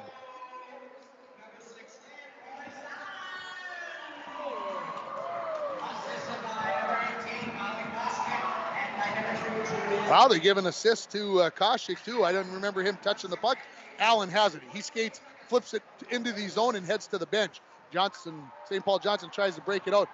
Skifstedt comes into the zone, throws it in behind the net. Picked up there by Helverson. Helverson along the near wall, out to neutral. Cody Joslin, who just came on the ice, flicks it. Lobs one towards the goaltender Casper. That goes into the far corner. Just a minute in the hockey game. If you missed the first minute, it's 1-0 Broncos on a goal by Royce Allen. St. Paul Johnson tries to clear the zone, kept in at the point, but now the Governors will get it out as they got to be careful as they're changing players and in possession of the puck so they don't get too many men on the ice. And there is a ginormous hit from Matt Worley on number 7. That is Helverson. Puck is in the Broncos zone. In behind the net, goes to the far wall, picking it up there. Keep over skated that puck in behind the net with it. This is Nathanson. Nathanson out to the point, kept in there, flipped along the wall by Hawkins. Broncos look to clear, kept in by Hawkins. He throws it towards the net, comes in behind the net. Joslin flicks it into the far corner. Keep tried to flip that off there to Crandall, kept in at the point. D-to-D pass, shot there from Wagner. Traffic in front. Schoberg saw that one, it was laying in front of him. He slaps it into the near corner. Broncos look to get it out with Crandall. Gets to the red line, flips it towards the blue line, picked up there by Hawkins. Back come the St. Paul Johnson Governors. They flip it into the Broncos zone. Maish, head up. Guess who he finds? Oh, I thought it was 16. It was 18. Koshik. They don't connect. And that icing call is brought to you by Arrowhead Transit, 1-800-862-0175, option 5 for a ride in the Borderland area. No score, no score, 1-0 on your Napa Auto Parts and PCA scoreboard. Need a new battery? Score one tomorrow at Napa Auto Parts of International Falls. Face off to the right of Schoberg after the icing call. Koshik to take it against. Can't tell that number. Gonna have to get him to stand up there. Number 24, that is Toll. Puck comes in behind the Bronco net. Maish has it. Being harassed there by Cunningham. Comes back into the corner towards the blue line. Allen makes a couple of moves. A couple of poke checks avoided. Maish skates up the far side. That's taken away there by Gaudio. Right back to the Broncos. This is Allen. Throws it in. Wraps it around the boards to the near wall. Broncos again going right to left. Turnover in the zone for the Governors. Koshik has it in behind the Governors net. Goes to the far corner along the far wall. Allen gets a big bump there, but he's able to maintain possession of the puck. Another big bump, and he's dislodged this time. And St. Paul Johnson gets to the red line, throws it in. They're going to change 4 out of the 5. Comes off the end wall. Big collision there. Aiden McFarland, excuse me, he wins that battle as down to the ice goes Cunningham. Puck is in the Governor's zone along the far wall. Skipstead gets knocked down from behind. There's another big hit. We're going to get a penalty coming up here on the Governors. I thought that was going to be the penalty. The Broncos are going to go on the power play. Heading to the penalty box is going to be Henderson, as he is going to get an interference call. This penalty at 3:06. And this power play is brought to you by Canada Electric. For all your electrical needs, both commercial and residential, stop at Canada Electric at 500 4th Street in International Falls, or call them at 218-283-8319. Face off to the right of Casper in the Governor's zone. Face off is one back. Joslin snaps one in, and that is going to be blocked and goes to the far corner. Joslin keeps it in at the point. Teams battle along the half wall. Coming off there with it is Keep. Keep flips it to Crandall. Crandall along the near wall to Dremel. Cross ice pass. Joslin, wrist shot. Deflected off of a stick and up into the netting. And it's going to get a face-off, I believe, to the left of the goaltender, Casper, for the Governors. Now I got to go back. Royce Allen scored the first goal. Out of the 16 guesses we had, nobody had Royce Allen. Nobody had Royce Allen. I bet the next game I do, or that Sheldon does on Thursday against Greenway, that there's going to be a guess for Royce Allen. 140. Go ahead. Yeah, he's looked good. I mean, some good feet. 140 remaining in the power play here for the Broncos. They possess the puck. Crandall at the blue line to Dremel. He skates parallel to the blue line, gets it back to Crandall on the far side of the ice. To Joslin. Uses his hand to settle that pass down in the corner. Kostian skates out of there. Joslin at the point now. Cross to Crandall. Crandall skates in. Trying to make a move. Had his pocket picked. And a possible breakaway here for the Governors. And good hustle to get back into play for Crandall as Nathanson couldn't escape him. And then Crandall puts a big body check on Nathanson. Here come the Broncos. 3-on-2. The odd man rush the other way. Kostian possesses the puck. Comes in. Waiting. Looking. Fires one in front, looking for Keep, who was coming down the slot. They couldn't connect. Kostian rehandles it to the point to Joslin. Mace onto the ice. Shot. That hits the skate of Nathanson and goes into the corner. Picked up there by the Broncos' Max Dremel. Mace, one-timer by Joslin. Goal! That got there before I could even finish the thought, and the Broncos lead it 2-0 as they score on the Canada Electric power play.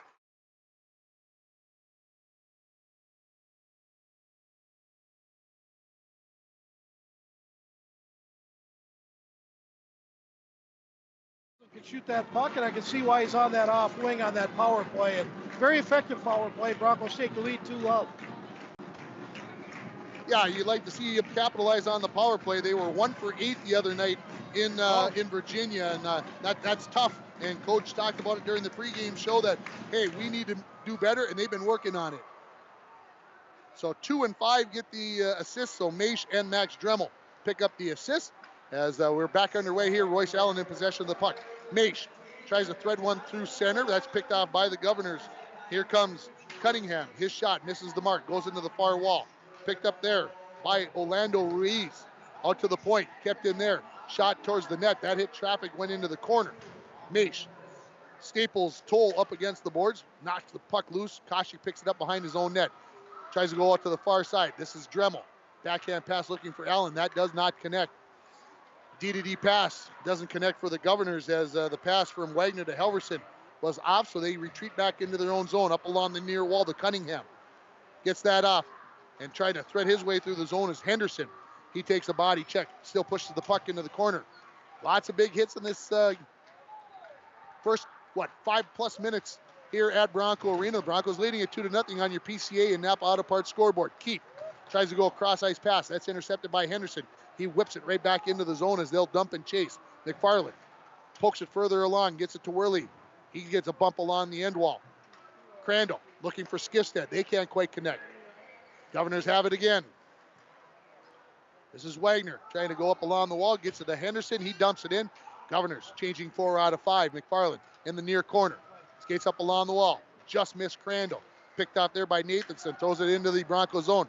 Hustling after it. This is Timmins. Timmins throws it out front. Skifstead blocks that away. Turnover. Back the other way with it. This is Ryan. He skates into the corner with it. Throws it out front. Deflected away. And the Governors pick it back up. Out to the point. D-to-D pass. Here comes a shot possibly from Wagner, but the Broncos block that. And now here comes Cooper Crandall. In all alone. He waits. drags it, and poking it into the back of the net. No! Oh, I was sure Skifstead had that in, but somehow, some way, the defender there, and that is Wagner, kept that out of the net. I'm not sure how, and the Broncos are going to touch it, and they are going to get a penalty, as Skifstead is going to get, I'm going to assume, an interference call? Maybe a little Cross-check. retaliation. Yeah, he was so frustrated by not putting that puck. I thought it was in two, Ringer. I mean, it was a wide open net, and old Skifstead, we both know his personality. He probably didn't like missing that one. Nobody would like missing that one. Like I No. said, I was already calling it a goal. I was sure it was in the net. I'm not sure how Wagner kept it out, but the Broncos are going to go on the penalty kill. It's brought to you by St. Thomas School. Small class sizes and personalized learning are their specialties. Call 218-283-3430 or check them out on Facebook to get more information about enrolling your child at St. Thomas School. Back to pick it up after the faceoff. It was sent all the way down by the Broncos. The Governors look to set up their power play as we approach 10 minutes remaining in the first period. Broncos up 2-0 on your PCA and Napa Auto Parts scoreboard. Joslin gets the puck, fires it all the way back down the ice after the Governors dumped it in. Koshik is going to race to the far wall, try to get possession of that puck, but the Governors will have it. Skating back the other way with it. This is Hawkins. Gets into the zone. Picked off there. Worley fires it out, and at center ice, this is Helverson. Helverson heads towards the near side. Leaves that off. Looking for Cornea.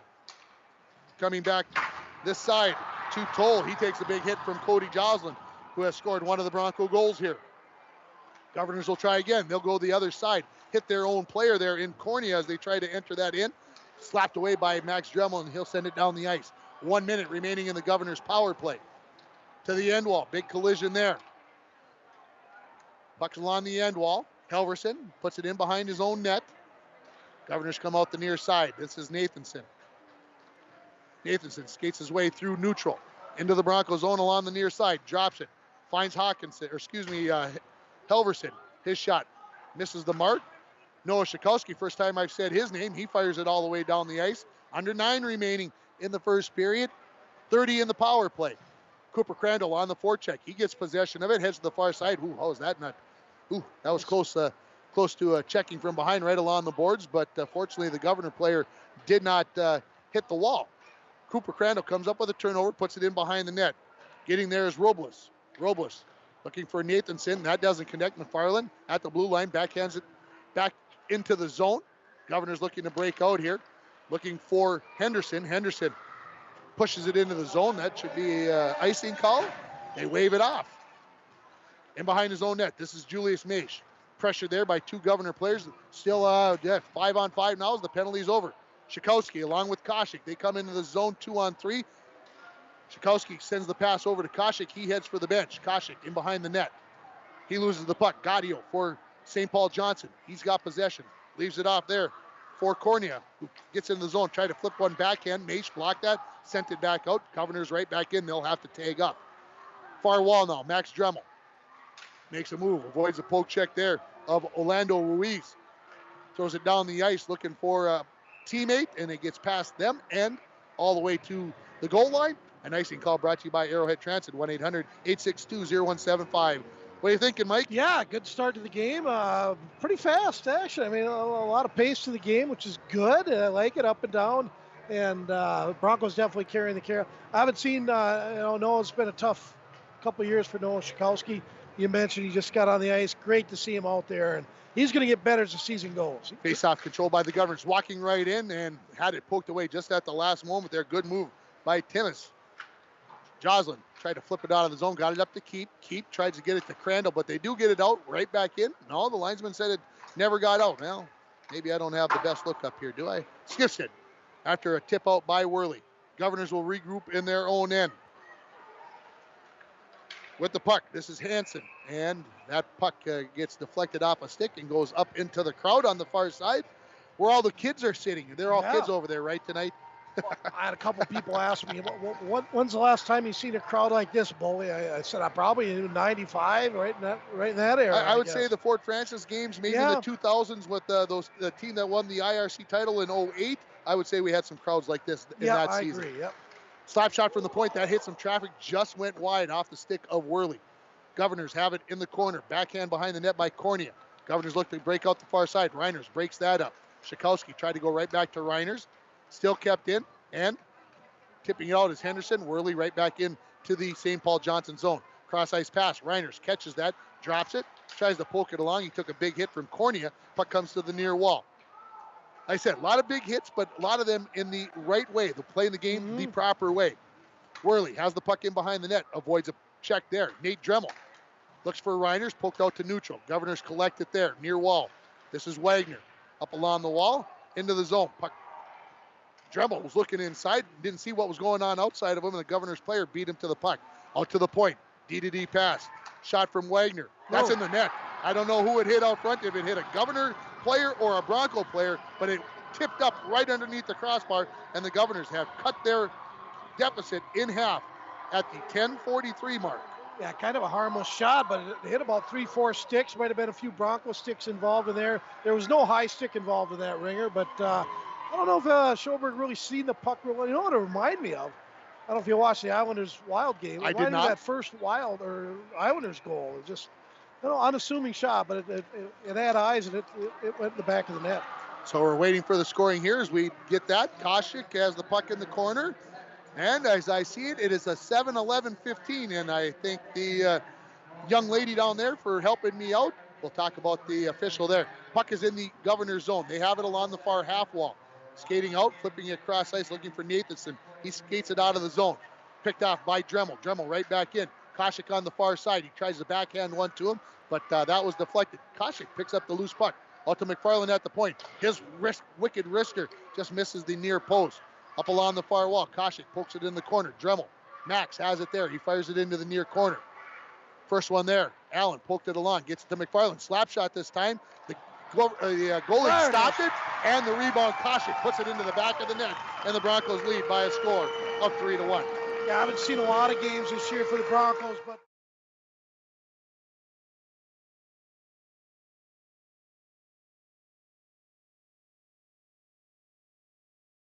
his own shot, and he's got some skill, and again, some good bloodlines there. A little bit of Sheehy in there, and so yeah, 3-1 Broncos. Let's talk about that Governor's goal. It was scored by number 7, Thomas Helverson. The assist goes to Nolan Hawkins and number 15, Joseph Cunningham, and then the Broncos, 17 and 5. I got it. All right. So it's going to be Koshik, and then from McFarland and Max Dremel. So the Broncos lead 3-1 on your PCA and Napa Auto Parts scoreboard. Here comes Keep into the zone. And he's tied up from behind, and there's going to be a penalty call. Broncos get Schoberg off the ice. He's not aware yet. Now he's aware. He's coming off the ice. McFarland, that is Keep to Crandall. Gets it back to Keep below the goal line. To Skifstead. Back to Keep. Holding possession, doing a good job, and finally going to be touched up here. No, the referee, there's the whistle. 4:51 remaining, so the Broncos are going to go back on their Canner Electric power play for all your electrical needs, both commercial and residential. Stop at Canner Electric at 500 4th Street in International Falls, or you can call them at 218-283-8319. Heading to the penalty box is going to be number 8, Wagner, and he is going to get the hook. Of course, Canner Electric, Barrett Olson off that 95 state high school hockey tournament here tonight. Always good to see Barrett. Always good to see Barrett. I agree. He's a key player, second line center, did a lot of good things for that team. Joslin gets the pass on the far side, a saucer from the far side from Dremel. Fired back across the ice. Getting there first was the Governors, and Max Dremel is going to be heading to the penalty box as he's going to pick up a tripping call. So we're going to go to 4-on-4 hockey. As kind of an inadvertent trip. But you got to handle those kinds of things. This penalty is going to be just 13 seconds later. And so we're going to have some 4-on-4 hockey here as the faceoff is going to come back into the Broncos zone.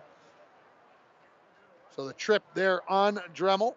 Max coming out for the Broncos. You've got Koshik, who just scored the goal. McFarland, Maish, and Allen.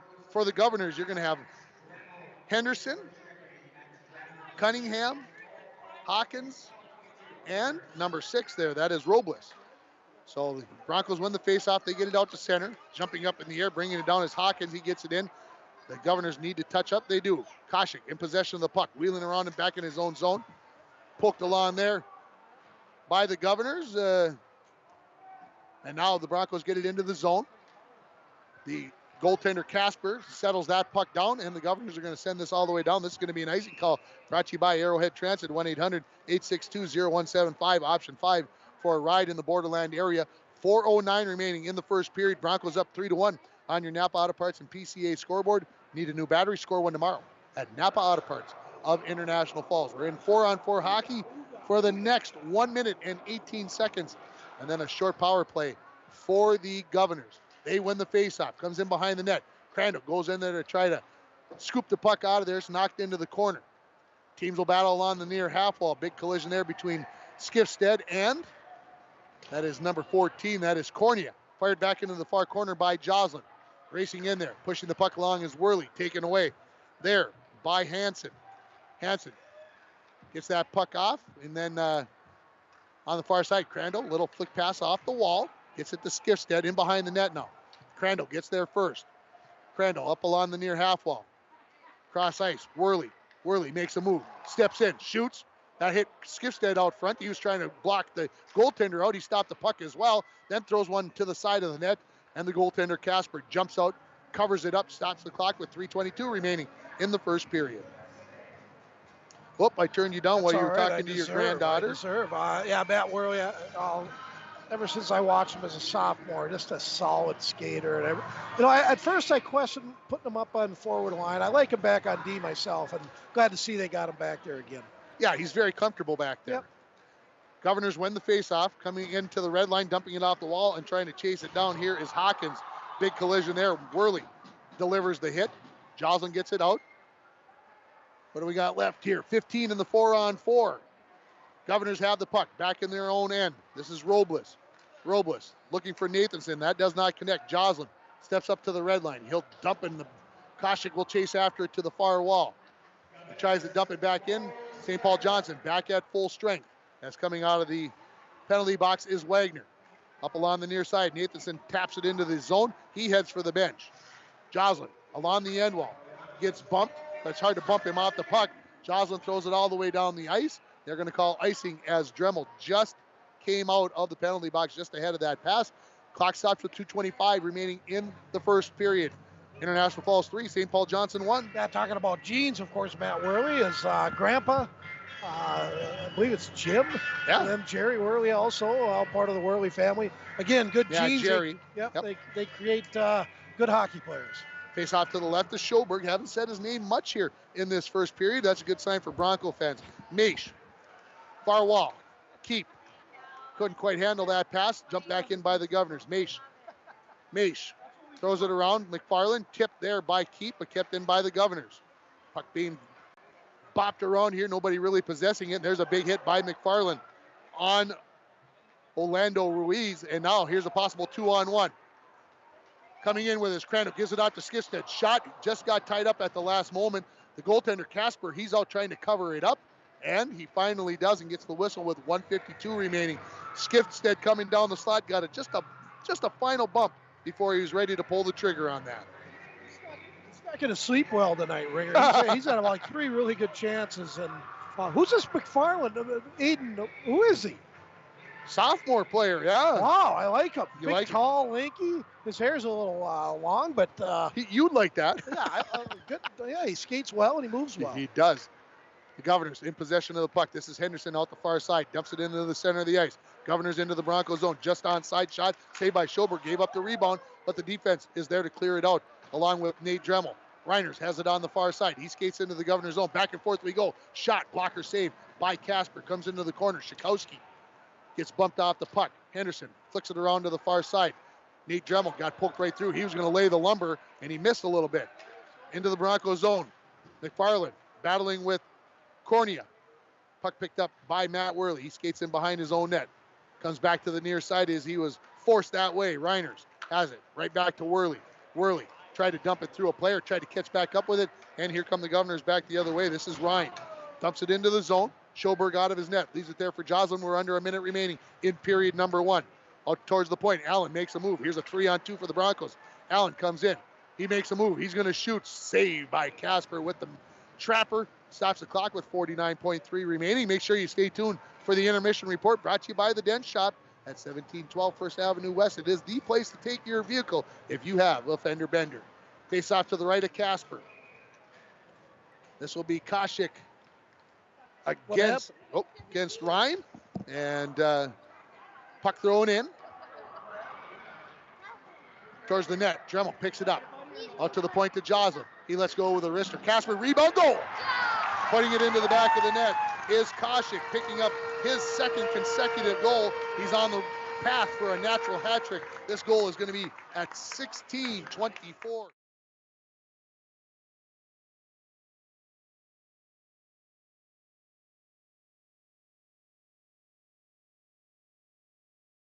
And making no mistake with it was Koshik. So scoring in that final minute, Mike, can be such a big deal in giving yourself momentum going into the second period. The scoring a goal in the last minute can give you a lot of momentum. Koshik with his second, right? Yes, that is correct. Puck is in the Broncos zone, in behind the net. Maish chasing down after it for the Governors in the corner is Cunningham. Goes out towards the point, it pumps out. Here comes Royce Allen. Had it poked off his stick, kept in by Koshik at the point though. Back to do 18, 15, and 16. Thank you, young lady. So the Broncos, she waited patiently for me while I'm calling the play. Big collision behind the net with 1 second remaining. We are going to go to the locker rooms after one period. I think the Broncos used that energy from the pregame ceremony, and they brought it out here, and they lead it 4-1. After the first period, I'll finish that scoring play for you. Koshik gets the goal. The assist goes to Joslin and to Royce Allen as the Broncos go up 4-1 as they head to the locker room for the first intermission. We're going to take a break. We're going to come back with our intermission report brought to you by the Dent Shop. Our trivia question brought to you by Coca-Cola Bottling Company. And Mike has lined up some special guests. We're going to see what that entails. You're listening to Bronco Boys Hockey on Lakes Country 104.1, rjbroadcasting.com, and you're watching it on yourliveevent.com. The National Pro. I like to think time moves a little more slowly. We soak in clean, fresh, northern Minnesota air. We make time to pause, reflect, and find joy in the great outdoors. We share love and Minnesota kindness and spend time making giant memories with the ones we love. Memories sure to last a lifetime. Escape up north this season. Find your true north at Giants Ridge. A message from CAPE, Couchiching Area Prevention and Education. Be present. Most Falls High students do not feel pressured to drink alcohol by their friends. We learn from the past, live in the present, and strive for the future. CAPE is working together to empower the communities within Couchiching County through prevention, education, collaboration, and shared leadership to reduce alcohol and tobacco use among youth and young adults. Together, we are strong. This ad has been... Arena, we are in the first intermission report brought to you by the Dent Shop. The Dent Shop at 1712 First Avenue West is the place to take your vehicle when you have a fender bender. They also have Rhino Pro protective linings, car starters, and lithium batteries. The Dent Shop, 218-285-9593. It's time for our trivia question brought to you by Coca-Cola Bottling Company. 75 years of Bronco hockey. Will I get this one? Yes, you will. Okay. Did you know Coca-Cola Bottling Company of International Falls has done it longer? 76 years. Yes, since 1934. I think that works out to 88 years, if I do the math quick. 39, now it's 23. Worley Motors, 76 years. Ah, there we go. Coca-Cola Bottling Company of International Falls has been distributing Coke products for businesses throughout the borderland. Pick up a 12-pack of Coke today. Are you ready? Send your answer to 218-324-3053. The mini leaders distracted me on the far side of the ice. And here's your question.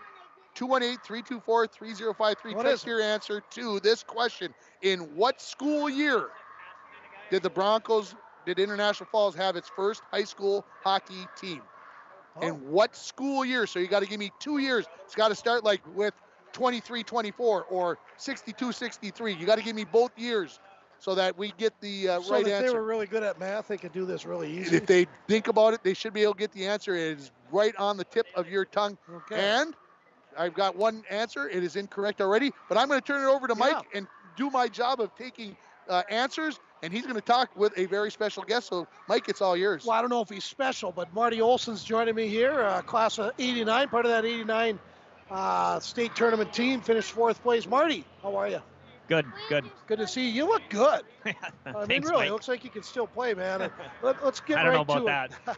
Let's go back to 1989. I know it isn't hard because those are fun years. And let's go back to that team and who was coaching and what was the makeup of that team. It seems like you had a lot of skilled players, but also had good leadership on it.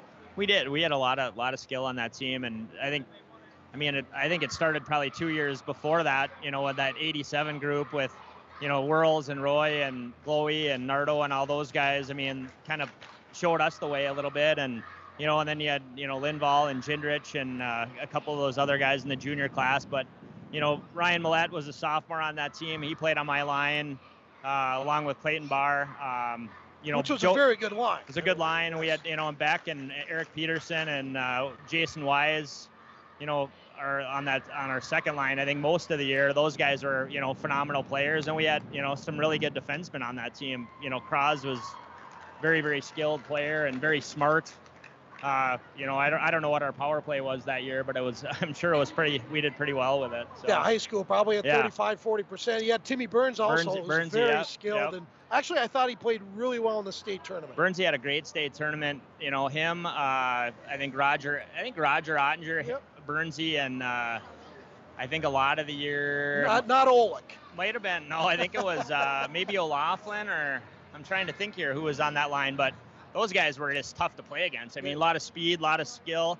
Burnsy was one of the strongest, fastest players, ever to probably come out of here. I mean, he was a brick house, that guy. Yeah, so, he was big, lifting player. a lot of weights. Yeah. Marty, let's talk about getting to the state. I mean, states, that's icing on the cake. You do your best. You ran up against a good Jefferson team, but getting to the state, what seed were you in? Who'd you beat to get through? I kind of back up to the, semifinal. We had a really tough game in the semis against Mesabi East. I think we beat them maybe by 1 or 2 goals. They had Corey Stanhope and Steve Grahams back on that team that were both really good players. And probably going into it, I think Rapids was the favorite. I think we split with them during the year. I think we beat them at Rapids, and they beat us up here. I think on paper, those guys were, probably supposed to beat us, and we played them in the final, beat them 7-1 in the section final, which was just an unbelievable. We played a perfect game in that game. I mean, we were all over them, and everything went our way. And they got frustrated, took some penalties, and our power play was, did the job. And it was just a phenomenal hockey game, best hockey game I ever played in. Throughout college, high school, anything. It was just the most fun I've ever had playing hockey. I mean, getting to the, winning that section final for us felt to me like winning the state tournament.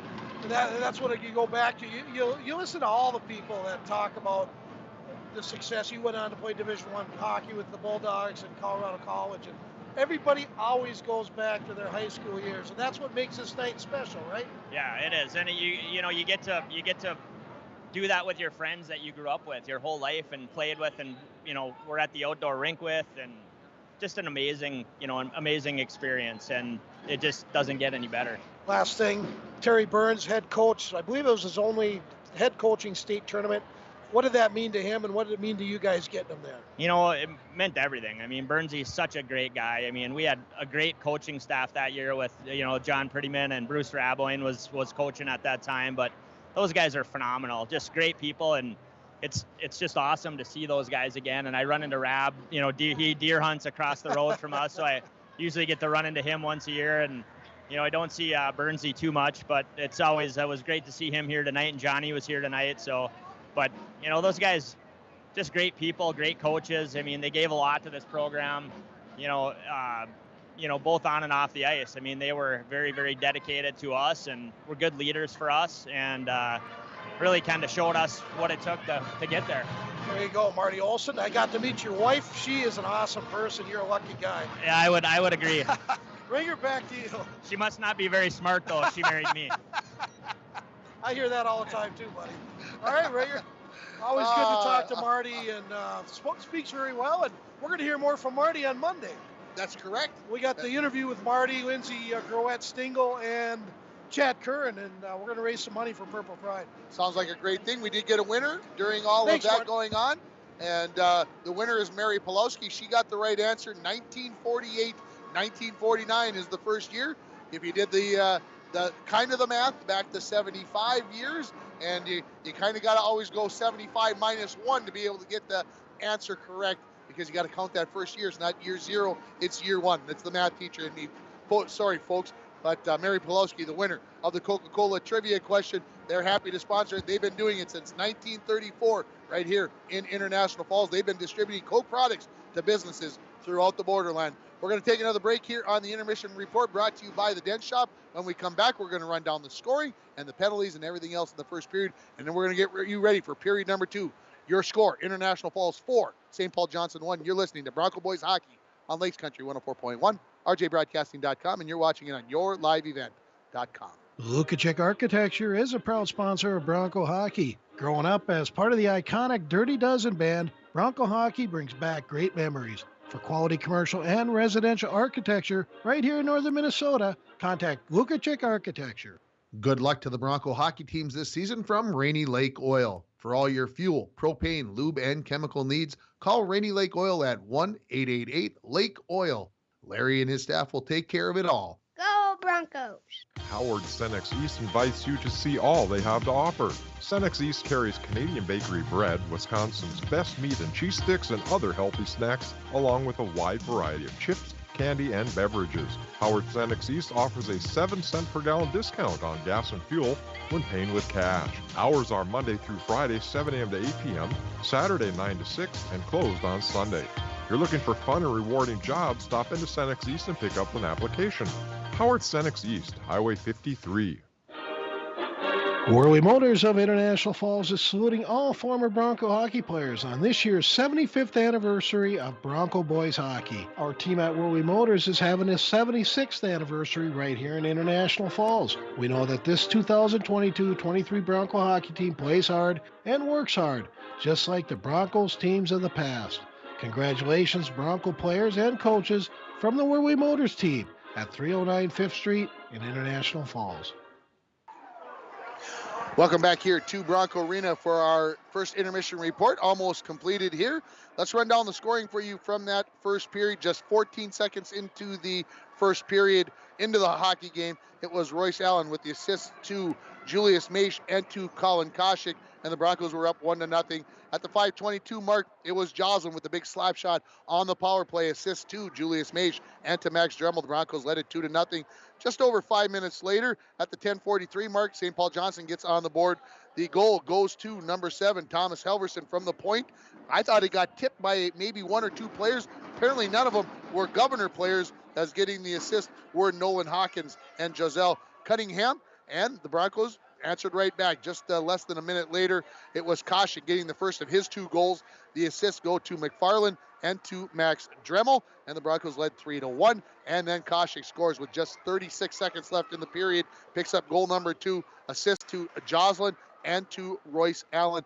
That's your scoring. The Broncos lead at 4-1. Big periods there for Koshik, who had 3 points. Also 3 points for Cody Joslin as well. Penalties, the Governors took a penalty by Henderson at 3:06 for interference. Skistad took a cross check at 6:40. Wagner took a hook at 12:09 for the Governors, and then Dremel just a little bit later, he takes the penalty for the trip. So there's your penalties. Shots on goal in that period, 14-5 in favor of the Broncos. That means 10 saves for the goaltender Justin Casper for the Governors. 4 saves for Schoberg as the 5 shots on goal. And the teams are back on the ice. We're going to take a final break here. That's going to put a wraps on our intermission report, brought to you by the Dent Shop. You're listening to Bronco Boys Hockey on Lakes Country 104.1, rjbroadcasting.com, and you're watching it on yourliveevent.com. Winter got an early start this year, and the Sports Shop has a great selection of winter sports gear in stock. From hockey skates to figure skates and hockey gear to sticks, and we have you covered from head to toe. Of course, we will offer skate sharpening, heat fitting, and skate repair. Snowshoes are a great way to get outside and enjoy the winter wonderland, and the Sports Shop has snowshoes for all ages. We're restocking our supply of Bronco apparel, and have your students stop in to try on that fall's high leather jacket. If you're already thinking about spring, we have bikes in stock, and we do bike repairs all year long. All of this and more at the Sports Shop in downtown International Falls.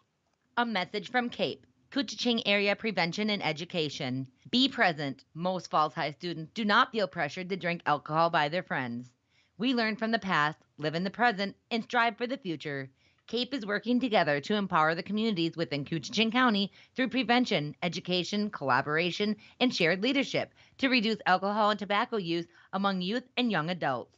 Together, we are strong. This ad has been funded by Drug Free Communities grant funding. Back here at Bronco Arena in the Rainy River, Minnesota North College Press Box area. Start your voyage at Rainy River campus. Your future awaits you right here in your own backyard. Rainy River, Minnesota North College, 218-285-7722. Had to wait for the cheerleaders to get off the ice. Thought we were going to have the drop of the puck, but now we've got safety first. When are the banners coming? When are the banners coming? Great question. I was going to email the other day, and I forgot to do it. They should be here soon. Governors coming in. There's a shot saved by Schoberg. A sharp angle shot just 7 seconds in. Broncos try to escape the zone. Kasha gets it out. Race for the puck. Dremel gets to it first. Somebody right there. He's waiting. He's looking. He's skating backwards. Tries to throw it in front to Kasha. He was tied up. Rebound. Goal for Royce Allen. He picks up his second. 21 seconds. So he scores 14 seconds into the first period. He scores 21 seconds into the...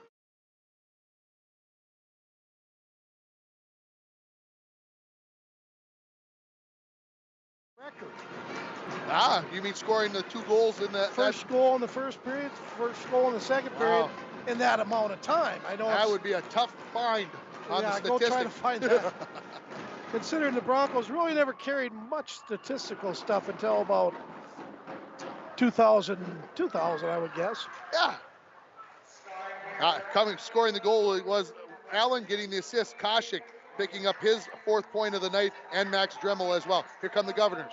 They throw one towards the net, deflected, rebound, comes right up front. Schoberg stuck with it and comes up with a big save. That's brought to you by Beyond Aesthetics at 3426 County Road 21 is your place to give yourself a pampering hour or day. Call Beyond Aesthetics at 218-540-0149 or go to BeyondAestheticsDaySpa.com to make an appointment or to find out what they can do for you. They're open Monday through Friday, 8 to 5. And while I was reading all that, I had my back to all the stuff, so I didn't have to talk about all the pushing and shoving going on. Or you can do what I do at Beyond Aesthetics, go out there and get a certificate. My daughters love them. There you go. 2 players going to the penalty box. For the Governors, it's going to be a slash. For the Broncos, it's going to be a roughing call. So it's going to be Worley that's going to go for the rough for the Broncos. And for the Governors, it's going to be Temis that is going to go for the slash. So these penalties at 39 seconds of the period. And they were coincidental, so we're playing 5-on-5 hockey. Puck in the corner, Joslin, he takes a big hit along the wall. He turns right around, gives it right back to Orlando Reyes. Now they're on the ice, and we thought there was some clean hitting in the first. I think things are going to get a little bit tougher here. Here comes the Broncos back the other way. Skifstead races into the zone to get to the puck, waits, goes to the point, picked up there by Zahn. I don't think I said his name in the first period. Joslin, his shot blocked, and then he throws Cunningham to the wall as the puck goes down the ice. Zahn zips it to Keep, who leaves it for Crandall, who skates into the zone, makes a move, gets forced wide in behind the Governor's net, looking, comes to the point, just a little bit out of Zahn's reach as it will go out to neutral. Minute and a half into this period, the Broncos up now 5-1 on your PCA and Napa Auto Parts scoreboard. Need a new battery? Score one tomorrow at Napa Auto Parts. There's a shot out front. Crandall had a chance to tip that in to the net after Zahn shot that one in, but the goaltender, Casper, stuck with it. Yeah, Broncos out to a quick start, actually better than even than the first period. And I think they smell a little blood, and they're gaining a little confidence ringer. They got 2 games next week. They play down at the Snake Pit on Thursday against Greenway. Our good friend Sheldon Slaybaugh will be on the call. They'll be back here on Saturday against Moose Lake area. I will be here for the call of that one. So here come the Governors after the face-off win. Getting to the red line and dumping it in is Robles. Schoberg loses an edge behind the net as he's trying to stop that puck. He gets back into the crease. And there's a shot towards the net, one save, then a big bump. The puck's into the net, and the referee throws his hands up in the air. The puck is in the net. What are we going to find out here? One team's not going to be happy with no matter which way the referee says. He says no goal. And so I think that's going to be the end of the discussion on that. Not necessarily going to like it. The Governor coaching staff, they want to talk to the referee. I'm sure they'll get an explanation that they're not going to like, because that's how those things work. Yeah, I mean, they just want to know they've got to protect their players, because the one player was getting a little vocal, and I see Crazy Thompson back there. He was adamant, no goal. So we're going to give that last goal, the drive to the net, brought to you by Nagurski Transportation. Moving your product safe and fast, Nagurski Transportation is always looking for new professional drivers to join their team. Call Kevin at 218-689-2064. And I want to go back to that power play goal, that slap shot goal by Cody Joslin. That's going to be brought to you by Northern Lumber. Free estimates, delivery to your worksite, and paint matching. Northern Lumber, everything to build anything, located on Highway 53 at 307th Street in International Falls. Off the faceoff, big slap shot attempt there from the Governors. Robles, that was tied up. Puck along the half wall. Skating and taking a shot there is going to be a Chokey. That shot was blocked. Broncos look to clear it out. Allen tips it to neutral. He picks up the puck there. He tries to get past Halverson. Does bat in the back of the net, and there's your hat trick goal, folks. For number 16, Royce Allen. Is he on fire or what? Nice addition for the Bronco team. Again, he wasn't here earlier in the year, and the guy has some jets when he wants to play.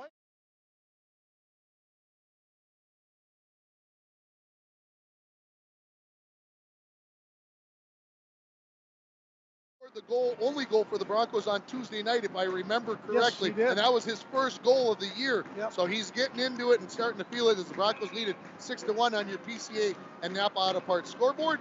And we'll get the official scoring here. We'll see who's going to get. I think there'll be just a single assist, but we'll see what happens here. The Broncos tip it towards the blue line. Governors stop it there.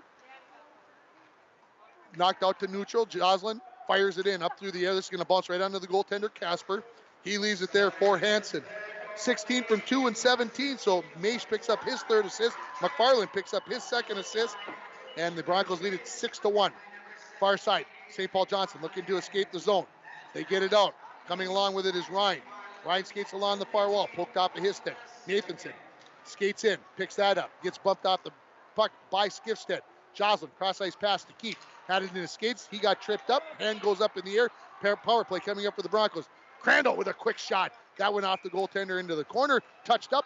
And the Broncos are going to go on the Canner Electric power play as the penalties to Temis and to Worley are over. Heading to the penalty box is going to be Robles, as he's going to get the tripping call at 3:08.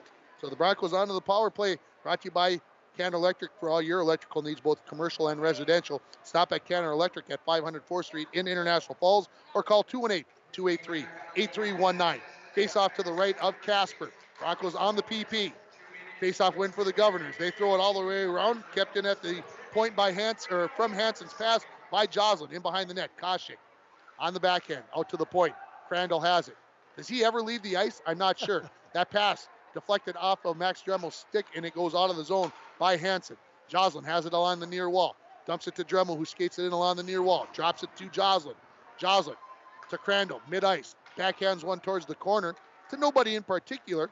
Getting there first for the Governors was Hansen. Comes into the near corner. Players battle for it there. Good job by the Governors player. I got to get that. That is number 19 finally. That is Ochoki. Man, did he do a great job of handling that puck and then finding a crease and then heads to the bench. Just over 13 remaining in the second period. 1:11 in the power play. Here comes Crandall with a head of steam. He comes in, shoots, saved by Casper, and the rebound cleared away by the Governors. Correa, he takes a big knock from Joslin. Puck back into the Broncos zone. Dremel in behind his own net. Just around a minute remaining in the power play. Finds Keep along the near side. He's got Koshik with him. Stays on side. Puck comes loose. Keep gets it back, centers it, lays him right there. Correa knocks that away with a little help from Hawkins. They get it out. 1-on-1. Here comes Correa. Knocked away by Maish, up to Joslin. Koshik just brought that in onside as he was skating in backwards. A dangerous way to do it, but he got it done successfully. Maish, top of the far circle. Shot deflected in front by Worley. That goes to the end wall, up off the glass. Joslin back to Maish again. Top of the far circles. Goal! I don't know if there was a tip in front. Joslin might have, it might have been Skifstead that got a piece of that, but they're all pointing to Maish, and they're saying, go ahead, you got that one. Julius Maish.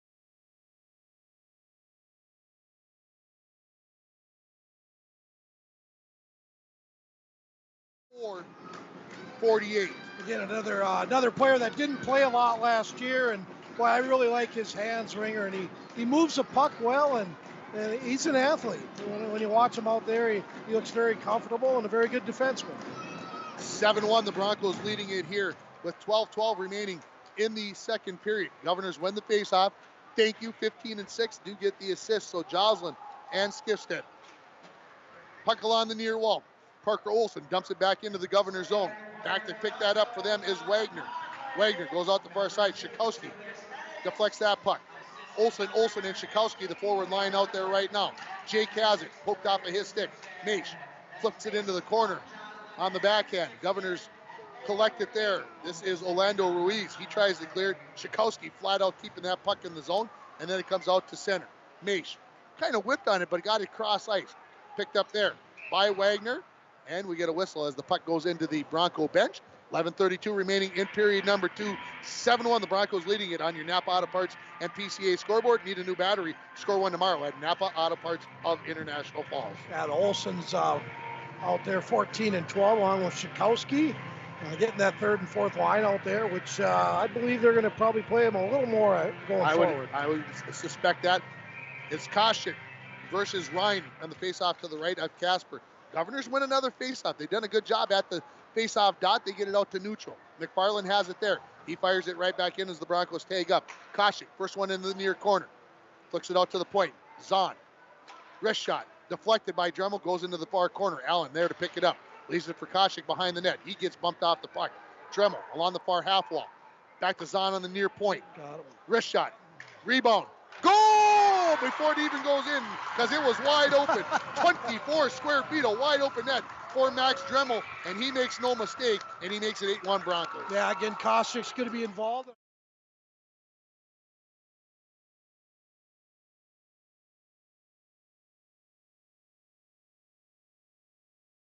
Played well tonight as well as the rest of that first line, but yeah, kind of a big lead here now, Ringer. Yeah, you look at it, 8-1 is the lead for the Broncos.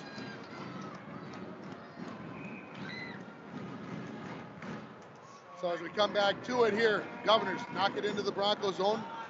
Crandall puts it right back out, dumped right back in by Henderson. In behind the Bronco net. Back to pick it up is Worley. Worley takes a big collision there, loses possession. Now we're going to get a checking from behind on the Governors. And it is going to be Correa that is going to go to the penalty box as he took a pretty good look there. And Joslin, he's going to go to have a little talk with Correa. And that was a tough bump right there from behind. And so this penalty is going to be called at 6:11. The Broncos going to go right back on to the... Just a 2-minute for cross-check. 2-minute cross-checking. This power play brought to you by Canner Electric for all your electrical needs, both commercial and residential. Stop at Canner Electric at 500 4th Street in International Falls or call 218-283-8319. The Broncos bring out Skifstead, Allen, Worley, Maish, and McFarland. Face off to the left of Casper. Face off again won by the Governors. Good job there by Henderson. Governors throw it in the far corner. Allen has it there, using his body to help protect that puck. Kicks it along. At the point now with it. Gets it to Maish. Maish to McFarland. Stops it with a skate. Gets it back to Maish. Maish dumps it into the corner. Picked up there by Skifstead. Skifstead. Tough to bump him off the puck. McFarland, wrist shot. Deflected in front, goes wide. Worley tried to put one in at a sharp angle. Went in behind the net. Clearing attempt. Kept in by McFarland at the near point. Gets it off to Allen. Allen already a hat trick of goals tonight. In behind the net, lost possession. Skifstead picked it up and had it taken away by the Governors, who fire it all the way down the ice. Good job there by the defense in Ochoki as coming back the other way now. Here come the Broncos after it was cleared all the way down the ice. Into the zone. Koshik picks it up. In behind the bench, shoots, scores! Picked his spot top shelf and made no mistake. And he makes it 9-1 Broncos. That'll be...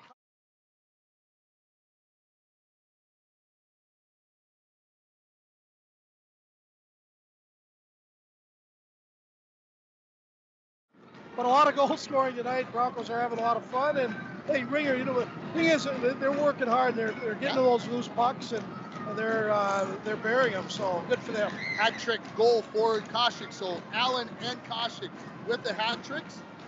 And so we'll see what we got here. 10 and 17. So Worley and McFarland pick up the assist as we're back underway here. Zahn, cross ice pass to Joslin, flipped off the wall. Parker Olson into the zone with it. Leaves it off for Jake. There's a shot. Little wrister up near the eyeballs that Casper gloves and hangs on to. 9:44 remaining in the second period. Your score on your Napa Auto Parts and PCA scoreboard, 9-1 in favor of the Broncos. And if you need a new battery, what do you do, Mike? Yeah, you go to Napa Auto Parts. They got them. You score one there, whether you need it for your CPAP machine or whatever, right? Yes, Shikowski, Olsen, and both have played really well the last couple shifts here. Governors win another faceoff, goes into the corner. Teams battle for it there. This is Hansen, a big dude on the far side. The Governors get it out. Big what? A big dude. He's a big lad. I haven't heard that word dude in a while, yeah. I like it, though. I saw, what was it? Oh, I was doing a crossword puzzle the other day, and the clue was for dude. And I was like, all right, I hadn't heard that word, so maybe that's where it comes from. Here come the Governors into the zone. Tied up at the last moment was Orlando Ruiz. He dumps it in behind the Bronco net. Toll had it there. We get a whistle. We're going to get a penalty. And it is going to be a hooking penalty. Yeah, and I believe it is on Jocelyn. Anything close right now, Ringer. They're going to be probably bringing the Bronco guy to the box here. A little bit of hook underneath the armpit. Good call. This is going to be on Jake Olsen. Oh, Jake got in there. Okay. I didn't see it, so the hook. So this penalty called at 7:51. This is a penalty kill brought to you by St. Thomas Schools. Small class sizes and personalized learning are their specialties. Call 218-283-3430 or check them out on Facebook to get more information about enrolling your child at St. Thomas School. Face off to the right of Schoberg. Governors control it. Henderson at the point. Shot deflected. Comes into the corner. Picked up there. Out to the point. Wrist shot from there by Hawkins. That's deflected. Cleared away by McFarland. Hits a stick. Goes all the way. Bouncing down the ice it goes. Race for the puck. Picked up there by Henderson. Into the near corner. Picking it up there. Ooh, big hit there by Max Dremel. No surprise there after the pass from Themis. Governors recollect it. This is Correa. He gets the puck knocked off of his stick. Mace sends it all the way down. 8.5 minutes remaining in the second period. That means we're past the halfway mark of this hockey game. 1:15 remaining in the penalty to the Broncos. So the St. Thomas penalty kill, and the Broncos have done very good thus far killing this penalty. The Governors coming along the near side out of their own zone, tipped in by Correa after the pass by Henderson. He heads for the bench. Into the far corner it goes. Big collision there. Along the end wall, Mace stops, dumps it in the corner. Going to be picked up there by Themis. Themis along the far wall. Reverses course, goes back into the corner. Looks to go to the point. Finds Helverson. Just off the bench, there's a turnover. Koshik looking for goal number 4. Skates in. Tied up. Good save by the goaltender Casper. He hung with it, and a good hustle back by Robles to take Koshik out of that play and not give him a quality chance. Yeah, he was a little gassed at the end of his shift, too. So Helverson gets it to Ochoki. Up the wall it goes to Nathanson. He skates in. Reverses course. Try to set up the power play. Jocelyn takes away, fires it down the ice. 7:25 remaining in the second period. 15 in the power play for the Governors. St. Paul Johnson, Robles from behind his own net. He's tied up by Crandall. Then goes back out the other way from behind his own net. Pardon me. Governors get it out. Picked up along the far wall there by Ryan. He's knocked off the puck by Jocelyn. Olsen out of the penalty box. Heads for the bench. See who comes onto the ice for the Broncos. Governors come in with Nathanson. Worley knocks him down. Coming on is Royce Allen. Hat tricker already. Here comes Worley. Makes a move, sharp angle shot, rebound. That skipped over the stick of Crandall. I thought he was going to get an easy one. Shikowski in the corner. Looking for Allen coming down the slot. Tied up. Puck comes towards the point. Picked up by Cooper Crandall. He wheels in. Sharp angle shot. Nearly picked it underneath the crossbar. If he'd have put that one in, that's a sniper shot from close range. Goes up and into the netting, and we'll get a stoppage in play. 6:35 remaining in this second period. The Broncos, 4 goals in the first period, 5 already here in period number 2 to lead it 9-1 on your PCA and Napa Auto Parts scoreboard. Yeah, pretty dominating. Schoberg's been pretty solid when he has been called upon. We haven't mentioned his name a lot in this game, but 10 shots on goal, and he's saved 9 of them, and he's done a good job. Face off to the left. We do have a new goaltender out there. I'm not sure when that happened, but Cray is out there. I'm sure it was Casper early on, so I apologize because it was 34 or 33 at the start, but somewhere in my not paying attention, and I'm not sure when that happened, but Cray is in. Puck is in behind the net. Koshik has it. Koshik pinned up against the wall there by Toll. Comes out of the corner, sharp angle shot. Cray is going to jump on top of that goal, top of that puck in the goal crease as the sophomore covers it up. We'll get a face-off to his right. Not only did it escape me, but I'm throwing you under the bus as well. You don't have to feel bad about that. Mike, now, most announcers would let it go, but I know how you are about yeah, I don't like being up front, and yeah, you do a good job. Honesty is the best policy, it baby. Is. Face-off win by the Governors. With it is Brody Carlson. Big hit there. No surprise. He's going to be physical. I was going to say, where did he come from? Along the far wall comes to Maish. Maish, a wrist shot right into the breadbasket of the goaltender, Cray. He hangs on to it, stops the clock with 5:58 remaining in the second period. Broncos leading at 9-1. If you're just joining us, you've missed a ton of goals. Hey, don't forget the Bantam A team is playing at 9:15. I got a feeling where Are you going over? Or are you going to the Border Bar? I am not going to the Border Bar. I decided that already. That's their night. I don't need to be a part of that. Carlson throws one towards the net, goes wide. I got to get up early in the morning. I got to do a little work in the morning. So I might go watch a little hockey, but I'm not going to go because you know what happens. You walk into Border Bar. Yeah. It's like a magnet. You can't get out of there. You go for one, and the next thing you know, you got to ride home from Diana. Or from a taxi, or from an Uber, or from a friend, or a wife, or something. That's the way to do it, though. And that is the way to do it. Okay, let's get back to the game. Puck is in the far corner. Keep trying to pick up that puck. The Governor's trying to get it out. It's to Crandall. Stepping in, Carlson shot. Blocker saved by Cray. Out to the point. Maish, one-time slap shot. Saved by Cray. Crandall from behind the net. Sharp angle shot. That goes into the near corner. I don't think it went off the goaltender. And here come the Governors. Off the wall. It looked like they were willing to take an icing call, but that hits the linesman, and then he falls down. And another opportunity for Wagner.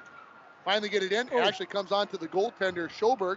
Under 5 minutes remaining in the second period. 9-1 Broncos. Ooh, Maish tried to go stretch pass there. Headman pass to Asher. Keep just out of his reach. Icing call brought to you by Arrowhead Transit. 1-800-862-0175. Option 5 for a ride in the Borderland area. Yeah, the Governors, St. Paul Johnson, they got a lot of pride in their program. Again, it comes down to numbers, Ringer. You don't have the big numbers like they used to, 50, 60 kids trying out. This is what happens. It's happening to a lot of teams throughout the state now. Face off to the right is Schoberg. Shakowski versus Ryan. Winning it back, the Governors. Shot, whoa, that kind of handcuff. Schoberg, he got enough of it to knock it to the far wall. Shot from there. Hits off the side of the cage. Shakowski picks it up in the near corner. Looking for Nate Dremel. He can't control it. Thrown right back in by Oliver Hansen, that big dude. In behind the net, this is Caden Zahn, trying to avoid some checks there, and he finally does.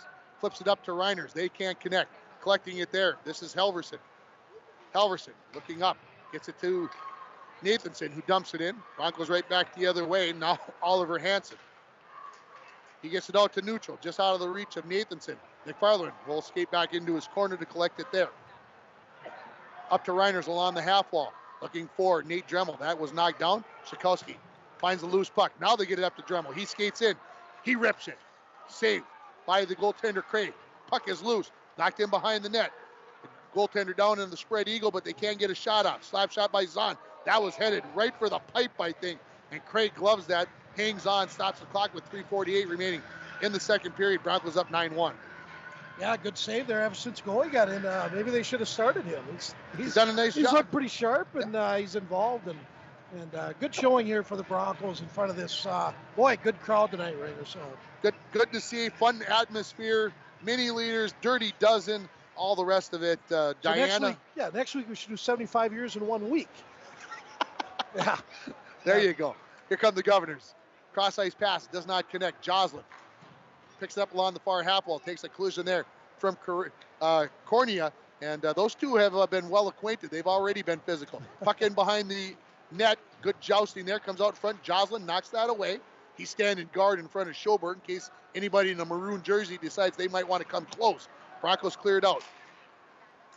Allen, where's the puck? I finally found it. Koshik, offside is the call on the Broncos. It came off of Allen's stick. I couldn't find it, and it was the icing call. The referees and the linesmen might have had the same issue. They couldn't find the puck either. Just said, it's an icing call. No, I'm sure that. A little bit offside, and Joslin's been solid again tonight, and just kind of steady back there. And big kid. What is he, like 6'2", 6'3"? Oh, at least. Kind of reminds me of all those defensemen we had back in the early 70s. Had a pretty good year at the quarterback position, and I'm looking forward to see what he can do in the spring with the pitching and the hitting. An outstanding hitter. Played some shortstop, some third base. So, fun to watch. Wherever you want him, right? That's right. One of those kids that can play just about anywhere you ask him. Governors have it near their own goal line. They tried to go out the far side as Helverson got it off on the far side to, I believe that is number 16. There it is. That is Ryan. The Broncos bring it right back in and offside. That was close. I could see why he maybe thought it was. So I never disagree with the ref. Though. Never So in your life. I'm good with it. Not once. Face off on the far side. That snap decision by the referee is your snap decision of the game. Brought to you by Snap Fitness on Shorewood Drive. As a 24-hour facility with free weights, machines, tanning classes, and more. Customized, personalized training and nutrition programs are available. Give the gals a call at Snap Fitness 218-283-0020. That reminds me, I'm supposed to make a text message, aren't I? Yes, just say yes. Yes, you are. Yeah, I that's don't know what you're waiting for. I didn't. Yeah, exactly. Face off along the far wall. CJ Hasbargen, his first shift. He barrels into the zone, gets tripped up. Guess what? Broncos are going on the Canner Electric power play on the tripping call. First shift and getting involved. He gets tripped, working hard for the puck, and right back to the box. Going to the penalty box will be Wagner on the trip. So this is the 6th penalty of this second period. The Broncos back onto that Canner Electric power play. For all your electrical needs, both commercial and residential, stop at Canner Electric at 500 4th Street in International Falls, or call 218-283-8319. Barrett and the crew, they'll take very good care of you. Face-off win. Joslin tied up, just dumps it into the corner. Koshik picks it up there. Along the half wall, out to the point to Joslin. Right back looking for Koshik. That came up high, goes to the end wall. Koshik centering pass. All the way out, Cooper Crandall. Shot from the point, right into the body of the goaltender, Craig. He hangs on to it. No big rebound there. There were plenty of Broncos there looking for an opportunity. A little time to work on your power play. That's what Chad Baldwin's doing. He's not trying to rub anything in. He's just trying to get some work for his power play. And, hey, they're moving the puck around really well. So here comes John Prettyman. Yeah, Johnny will be our guest here. Oh, I can't wait for this conversation. I'm going to bring up some stuff a lot of people won't know, which will be fun. All right, Governors win the faceoff. Try to clear. Max Dremel knocked that down. Second opportunity to clear. Joslin just about kept it in the zone, and they call a hand pass. Is that a hand pass? If he just, I'll let it go. I'm sorry. 9-1 game. It's you kind of let it go.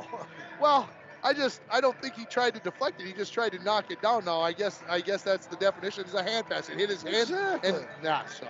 So no trivia. We got our trivia answer. Right? Mary Pulowski was the winner. That away, Harold.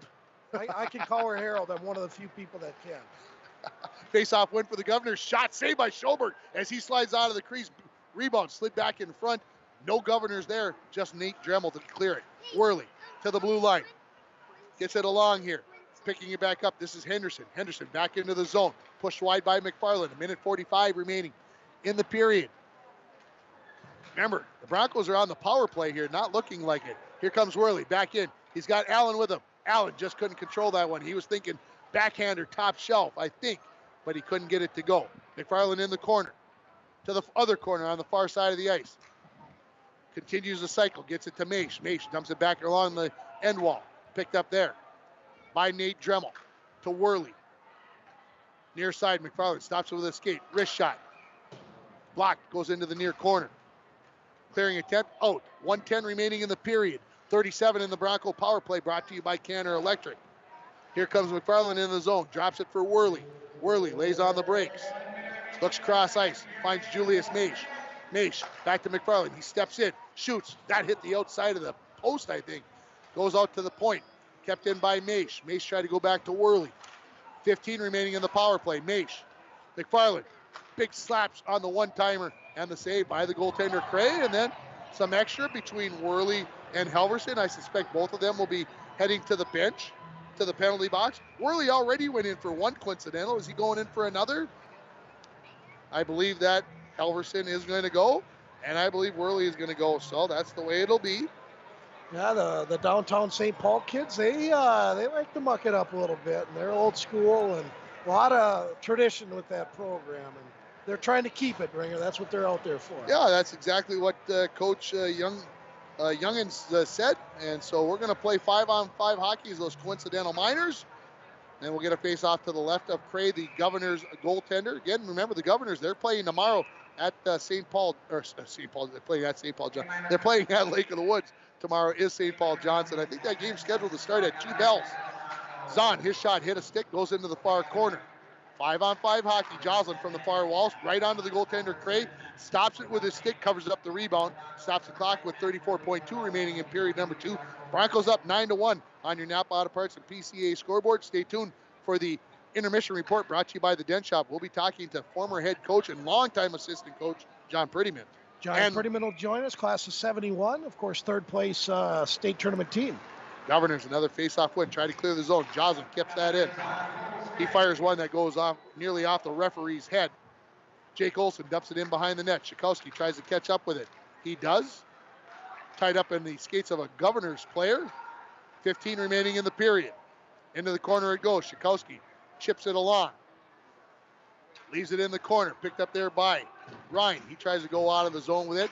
Backhanded by Jake Olson. Back in behind the Governors net. They have it there with 5 remaining in the period. There's a big collision, and the puck comes out of the zone. We've got 34 minutes in the books. Your Broncos leading it by a score of 9-1 on your Napa Auto Parts and PCA scoreboard. We're going to take a break. We're going to come back and have an interview with John Prettyman on the Dent Shop Intermission Report. You're listening to Bronco Boys Hockey on Lakes Country 104.1, online at rjbroadcasting.com, and you're watching it on yourliveevent.com. Now is a great time to visit Falls Lumber Company's Design Center. We heat this building with fireplaces and stoves so you can feel the warmth, see how they burn, and check out which one is best for your home, cabin, or shack. We sell some of the best name brands in business: Cozy Heat, Yodel, Hearthstone, Napoleon, Regency, and more. Check out Falls Lumber Company's Design Center, something for everyone. 201 4th Street in the Falls. Hi, this is Brady Jelly, real estate lender at TrueStar Federal Credit Union. Has your great project list of 2023 already been started? Is it time for a new kitchen or bathroom? Does your basement need to be updated? We can give you the tools to start checking the projects off your list and put your home's equity to work. Ask for more information at TrueStar Federal Credit Union. Schedule an appointment with me and we can find the best option to fit your needs. TrueStar, where banking is brighter, equal housing lender, federally insured by NCUA. Follow us on Facebook and Instagram. Good luck to the Bronco hockey teams this season from Rainy Lake Oil. For all your fuel, propane, lube, and chemical needs, call Rainy Lake Oil at 1-888-LAKE-OIL. Larry and his staff will take care of it all. Go Broncos! Rainy Lake Medical Center is proud to offer local athletes a robust sports medicine program that includes comprehensive rehabilitation for athletic injuries, post-surgical rehab, and return to sports guidance. Rainy Lake Medical Center's Advanced Concussion Management Program offers additional protection and peace of mind to athletes and parents. For more information, call Rainy Lake Medical Center Therapy and Wellness Department at 283-5420. Good luck, athletes, on a successful year from Rainy Lake Medical Center. Welcome back here to Bronco Arena for our second intermission report, brought to you by the Dent Shop at 1712 First Avenue West. It is the place to take your vehicle when you have a fender bender. They also have Rhino Pro protective linings, car starters, and lithium batteries. The Dent Shop, 218-285-9593. Mike Bullshit, you got a special guest again? Yeah, another special guest. A little bit older than Marty, but not much. John Prettyman joining me. Johnny, everybody knows you were a coach, assistant coach under Larry Ross for many years, head coach in the late 90s, early to mid 2000s. Let's talk about John Prettyman, the hockey player. I don't know if people know much about your hockey playing career, but I think, now don't take this and get a big head, you were probably the best two-way player, center iceman the Broncos have had ever, and you're not going to get a lot of credit for that. You took pride in that, didn't you? I took a lot of pride in that, and I think I probably hit you at about the right time of your life when you were a big Bronco fan. That was part of it, but I watched today's game and I watched Patrice Bergeron of Boston. Yeah. And I like to hope that I played the same kind of game as he did, that I was decent offensively, but took a lot of pride in my defensive end too. Yeah, and that's what we did though. I mean, as you were growing up, you were watching the Sheehys, and I was watching the Prettymans and the Karsnias and David Browns. Let's go back to that 71 team again. You played with Michael Holland, Jeff Lindvall. All of you shot right-handed. I think Lindvall was a left wing. But again, I'm going to go to this. One of the best made-up lines I've seen, because you guys just generated offense, played well on both ends of the ice, and all three played Division I hockey. Yes, played with Mike. Mike was a left wing. He played right. He was a right-handed, okay, but he played the left. He was the best athlete out of the bunch, so I think that's why he got stuck over there, because he could play on the outside. And Jeff was Jeff probably said, I want to play right wing right away too, but they were both great to play with. We started in 7th grade for Chet Wagner's Bantam team. He put us together and we played together for 6 years on the same line. So by the time we were seniors, we didn't have to talk much. We pretty much knew where each one of us was going to be. And I ended up at Colorado College. Jeff went to Princeton and Mike went to Brown. So we like to think that we ended up pretty well in our hockey careers. Yeah, all three great universities and great scholastically as well. Johnny, let's go back to that. You know what? I was going to mention, I don't know if a line has ever been nominated to get into that Hall of Fame, but I'm going to do it. I think that would be a great thing, something different, a whole offensive line for the Broncos. I'm going to do it. Now getting on, let's go back to that 71 state tournament. Team, you're down there, you're going out to Bloomington to play at the old Met Center. You guys are up against some tough competition. What was going through your mind? State tournament champs, or what was the goal? Well, we went down there to win it. We didn't go down there just to participate. We played East Grand Forks in the first game, and we ended up winning 7-2. They got in the back door, actually. They beat Eveleth in the old Region 3 thing. So we ended up playing them in the first round and beat them 7-2. Played Roseau in the second game in the semifinals. We had beaten them once during the year, and they had beaten us once during the year. So this was the rubber match, and they ended up beating us in the semifinals. And so the next night we had to sit and watch Edina, who we'd beaten in our holiday tournament that year, play Roseau, another team we'd beaten that year, play for the state championship. We ended up actually playing St. Paul Johnson for third place. Ironically. And beat them 2-1. In the third place game. Yeah. So what was the score when you guys played Roseau? Tight game? I believe it was tight for a while, and then we started to gamble a little bit, and I think it ended up about 5-2 or 5-3 for them. Okay, going back on your whole career, the coaching, playing at Colorado College, playing on all these all-star teams, what's the most memorable part of your hockey career? Was it the high school? It was definitely playing for Larry in high school, and also just growing up on the outdoor rink at Bandshell. I was a Bandshell boy, and we had our group of players. I remember watching Jim Amadon down there, then Tim Sheehy down there, and you just kind of, the Broncos would show up on a Sunday, and you'd have a big scrub game, and nobody was excluded. You know, it was 8-year-olds all the way to college kids or high school kids. So your heroes were right there with you all the time. And we went through the same thing, and that's what we all loved about our generation growing up. We wouldn't give that back for anything, would we? Absolutely. John Prettyman, of course, class of 71, captain of that team, actually shadowed Mike Polich, if anybody remembers that name, against Hibbing, and that's what got him to the state tournament. Johnny, thank you very much, and have a good rest of the evening. Well, thank you, Mike, and I want to give a big shout out to Steph Dremel and Nikki Skifstead and whoever else was involved in this. This was a wonderful evening. Yeah, thank you for doing that, because me or Ringer haven't really brought that up, so thank you for doing that. Johnny, thanks. Thanks to John Prettyman and Mike there, as we appreciate John's time. And actually, while you were down talking, I did mention those two individuals during the pregame, but I'm glad he mentioned them again. Yeah. It's a lot of work. I mean, they're logistically trying to get over there. And then I'm waiting for them, and the one young lady, Mike, the Broncos aren't ready yet. I already started to announce them. But always good to talk to Johnny. Really good hockey mind. And you can sit and talk to John Prettyman for 2 hours, and we could go another 2. So just loves the game. We will take a break here on the Den Shop Intermission Report. When we come back, we'll run down the scoring from the second period. Your Broncos lead the St. Paul Johnson Governors by a score of 9-1 after 2 periods. You're listening to Bronco Boys Hockey on Lakes Country 104.1, rjbroadcasting.com, and you're watching it on yourliveevent.com. Hi, this is Tony Skifstrom, Consumer Loan Officer at Border Bank. Finding the right vehicle can be challenging these days, but finding a competitive loan rate is a breeze at Border Bank. If you are in the market to purchase a new or used vehicle, take the stress out of the car buying process. Stop in and visit with me to explore what amount and interest rate you would be qualified for. We're Border Bank, your consumer loan headquarters for new wheels. Member FDIC. Employees at Packaging Corporation of America have been producing quality paper for over a century. We understand our responsibility to the community, and we're honored to support the many needs and events occurring in the borderland. From providing donations to local schools and events, to supporting organizations meeting physical needs in our community, Packaging Corporation of America does more than make paper. We make a difference. Lukacek Architecture is a proud sponsor of Bronco hockey. Growing up as part of the iconic Dirty Dozen band, Bronco hockey brings back great memories. For quality commercial and residential architecture right here in northern Minnesota, contact Lukacek Architecture. City Drug, your community Health Mart pharmacy, invites you to eat well and live better with Frontier Soups.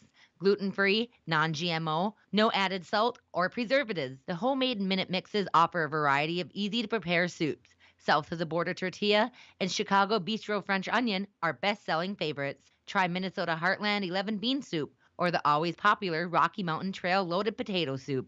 Frontier Soups, clearly made from ingredients you know. City Drug Health Mart, taking the time to listen and care. Welcome back here to Bronco Arena. Our second intermission report brought to you by the Dent Shop. They're located at 1712 First Avenue West, and it is the place to take your vehicle when you have a fender bender. They also have Rhino Pro Protective linings, car starters, and lithium batteries. The Dent Shop, 218-285-9593. Let's run down the scoring for you from the second period as Check a Puck gets started here at Bronco Arena. 21 seconds in. Royce Allen puts the Broncos up by a score of 5-1. He scored at 14 seconds of the first period. He scores at 21 seconds of the third period. So what's the over-under? Or excuse me, of the second period. So what's the over-under in the third period? The assist to Koshik and Max Dremel. The Broncos up 5-1. At the 2:19 mark, Allen gets his hat trick goal. The assists go to Julius Maish and to McFarland, and the Broncos lead it by a score of 6-1. The Broncos made it 7-1 at the 4:18 mark. Maish, assists go to Joslin and Skifstead on the power play. Just over a minute later, a minute and a half later, it was Max Dremel getting the goal. The assists go to number 8, that is Caden Zahn, and number 18, Colin Koshik. Then another power play goal at 7:06. This goal scored by Koshik. That's his hat trick goal. Assist to Worley and also to McFarland. So hat tricks for hat tricks for Royce Allen and Koshik. That's 6 of the 9 goals. And then if you start looking at point totals here, McFarland, he's got 3 assists in the game. Also looking at Koshik, he's got 3 assists, so he's already on a 6-point night. That gets him into the top scoring nights in Bronco history as far as total points in a game. Royce Allen has the hat trick. He also has 1 assist. And if you look at Cody Joslin, he's got 1 goal, and then he's added in 1, 2, 3 assists. So big nights, obviously, when you're up 9-1 after 2 periods. This game will be in running time. When we come back here, we'll get you set for the third period as they pick up the pucks. Now, I was in Virginia the other night, and they brought the little kids out, and they all had sand buckets that you take to the beach, and then they could just throw the pucks into those little pails, and then they put them into the big pail, rather than kind of how we do here at Bronco Arena. So I should have made the suggestion to somebody that the cheerleaders who are all picking up the pucks, they should all get little sand buckets, painted purple and gold, shouldn't they? And now they've got the slider out there kind of pushing the pucks together. Anyway, if anybody's listening out there who's in charge of Chuck a Puck or knows about that, I'll never remember because I talk about it in between the second and third period. You think I'm going to remember after the game to tell somebody? Not a chance, especially when the Bantam A game is starting at 9:15 and Mike is trying to, make me go over there and light it up and no, he's not going to do that. But I do want to mention tomorrow morning a special coach's corner.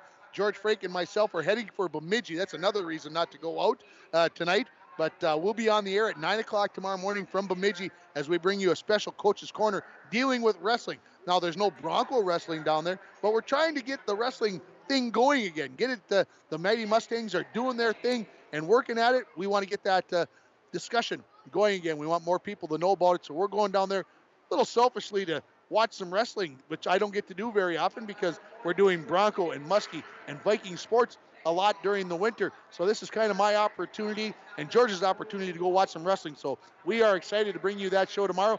Then on Sunday, whenever the Bantam A team plays their final game of the tournament, it's going to happen sometime on Sunday. And when that game is played, we're going to have it for you on the Bear, KGHS 1230 AM, 95.3 FM, and also online at rjbroadcasting.com. So stay tuned for that. I'll post it out onto Facebook Sunday, late Saturday night or early Sunday morning when I know when the Broncos are going to be playing. Joey Payer will be on the call, and also Mike will be there as well. We're going to take that final break, as I mentioned about 90 seconds ago. and the team's coming back onto the ice. You're listening to Bronco Boys Hockey on Lakes Country 104.1, rjbroadcasting.com, and you're watching it on yourliveevent.com. The National Propane Gas Association recommends that all gas systems should be routinely inspected every 5 years. Lakes Gas in the Falls can check your gas systems on a regular basis. A gas system safety inspection only takes 1 or 2 hours and includes a leak test as well as a visual inspection of all your gas appliances. Lakes Gas has a fall special on gas safety system inspections right now, so call Lakes Gas for an appointment today. Lakes Gas, your local propane company since 1959. The Outdoorsman's headquarters is the place to get all your gear for fishing, hunting, and camping. When the season changes, you can find that new lure, rod, rifle, shotgun, or camp stove to make your next trip the best it can be. The Outdoorsman's headquarters has bait and all the necessities for your next adventure. Stop at the Outdoorsman's headquarters at 1130 3rd Avenue in International Falls or call them at 218-283-9337. Before you shop elsewhere, check with us for the best products, the best prices, and the best customer service. A message from CAPE, Couchiching Area Prevention and Education. Be present. Most Falls High students do not feel pressured to drink alcohol by their friends. We learn from the past, live in the present, and strive for the future. CAPE is working together to empower the communities within Couchiching County through prevention, education, collaboration, and shared leadership to reduce alcohol and tobacco use among youth and young adults. Together, we are strong. This ad has been funded by Drug Free Communities grant funding. Welcome back to Bronco Arena. We're set for the third period. Broncos going right to left. New goaltender in for the Broncos. It is Keaton Maish replacing Tyrell Schoberg. He's going to get a puck thrown right on him off of the faceoff. Throwing it on the near wall. Nearly took the head of the referee off. Centering pass deflected right onto Maish. He deflects that away. Get into the game. 12 seconds into the period, you're making a save. That's a good thing, I think, for a goaltender. And it wasn't a tough save. Poked out front. Puck laying right there. Maish stops one, stops two, stops three. And the puck is cleared away. There's your save brought to you by Beyond Aesthetics. Broncos deflected out to center. Here comes Maish. He's got Max Dremel with him. Into the zone. They go to Allen. Allen shoots. Saved by Cray with the blocker. Into the corner it goes. Picked up there by Hawkins. Far wall. Broncos try to clear it back in. Battle there. Koshik had it. Picked up there by Ryan. And it's knocked down the ice. Will come right on to Maish. That save brought to you by Beyond Aesthetics at 3426 County Road 21 is the place to go to give yourself a pampering hour or pampering day. Go online to BeyondAestheticsDaySpa.com to check out what they can do for you. Puck is in the governor's zone. We get a whistle, a hand pass called.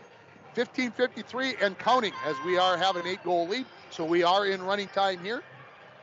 On the ice for the Broncos, you've got Caden Zahn, you've got Brody Carlson, you've got Cooper Crandall, Asher Keep. And coming out of the penalty box will be the two players that have served their time. And they're sending them across saying, yeah, you've gone long enough. And Cody Joslin also on the ice. Face off to the left of Cray, won by the Governors. Again, big positive there for the Governors. They have won more than their handful of face-offs in this hockey game. Puck comes out front. Crandall tried to leave that off for Keep. Poked away by the Governors. Good effort there by Wagner, I believe that is. Near side, poked out by Nathanson. Joslin has it at the red line, throws it right back in. Nathanson has it along the near wall. Joslin tries to keep it at the point. He's successful momentarily, and then it's dumped down the ice by the Governor's Toll. Back in his own end, Zahn. Stretch pass for Carlson. He collects it at the blue line. Along the half wall, dumps it in behind the Governor's net. Getting to the puck. This is going to be Robles. Keeping it at the point is Zahn. Zahn pokes it for Keep. Keep skates in. Carlson standing guard out front. There's a rebound. Tied up. Cooper Crandall. Goal! As he found that loose puck, he puts it in the back of the net. The Broncos are into double digits, and they lead it 10-1.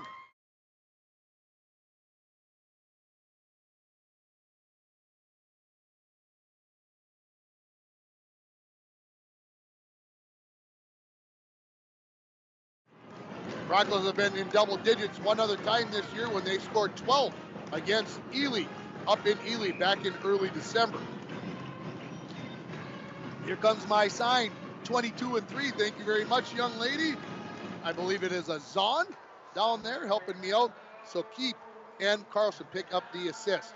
Governors dump it into the Broncos zone, right back out. Robles dumps it right back in. Governors tag up. in behind the net with it. This is Maish. Maish up along the wall. Reiners teases one to Shikowski. Off of his stick comes to Nate Dremel. Nate jumped into the zone. Back to pick it up is Helverson in behind his own net. Poked away by Cornea. Loose puck comes out to the point. Slap shot by Maish. That hits traffic, goes into the far corner. Big collision there. Ending up on the ice was Noah Shikowski.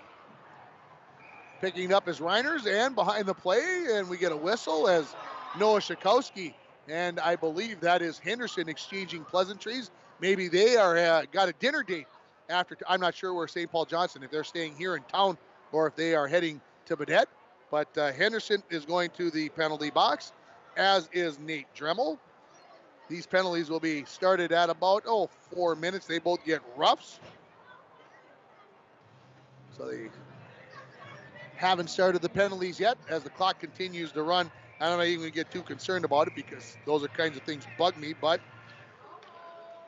face-off controlled by the Governors. In the corner, they look to clear it out. They do. Picking it up there is C.J. Hasbargen. Comes near side looking for Max Dremel. He tried to flip it along. This is, a big collision there by C.J. Hasbargen on Wagner, and they are going to call Hasbargen for the penalty. And are they going to call? They're calling it an interference call. Well, I'm going to be honest with you. I don't know how that's a interference call. You might want to call it something else, maybe, but I'm not sure. And the referee telling Hasbargen to settle down. It was a big hit. I didn't think it was a penalty, but the referees apparently saw something that I didn't. And like I said, I didn't see an interference, but that's what was called.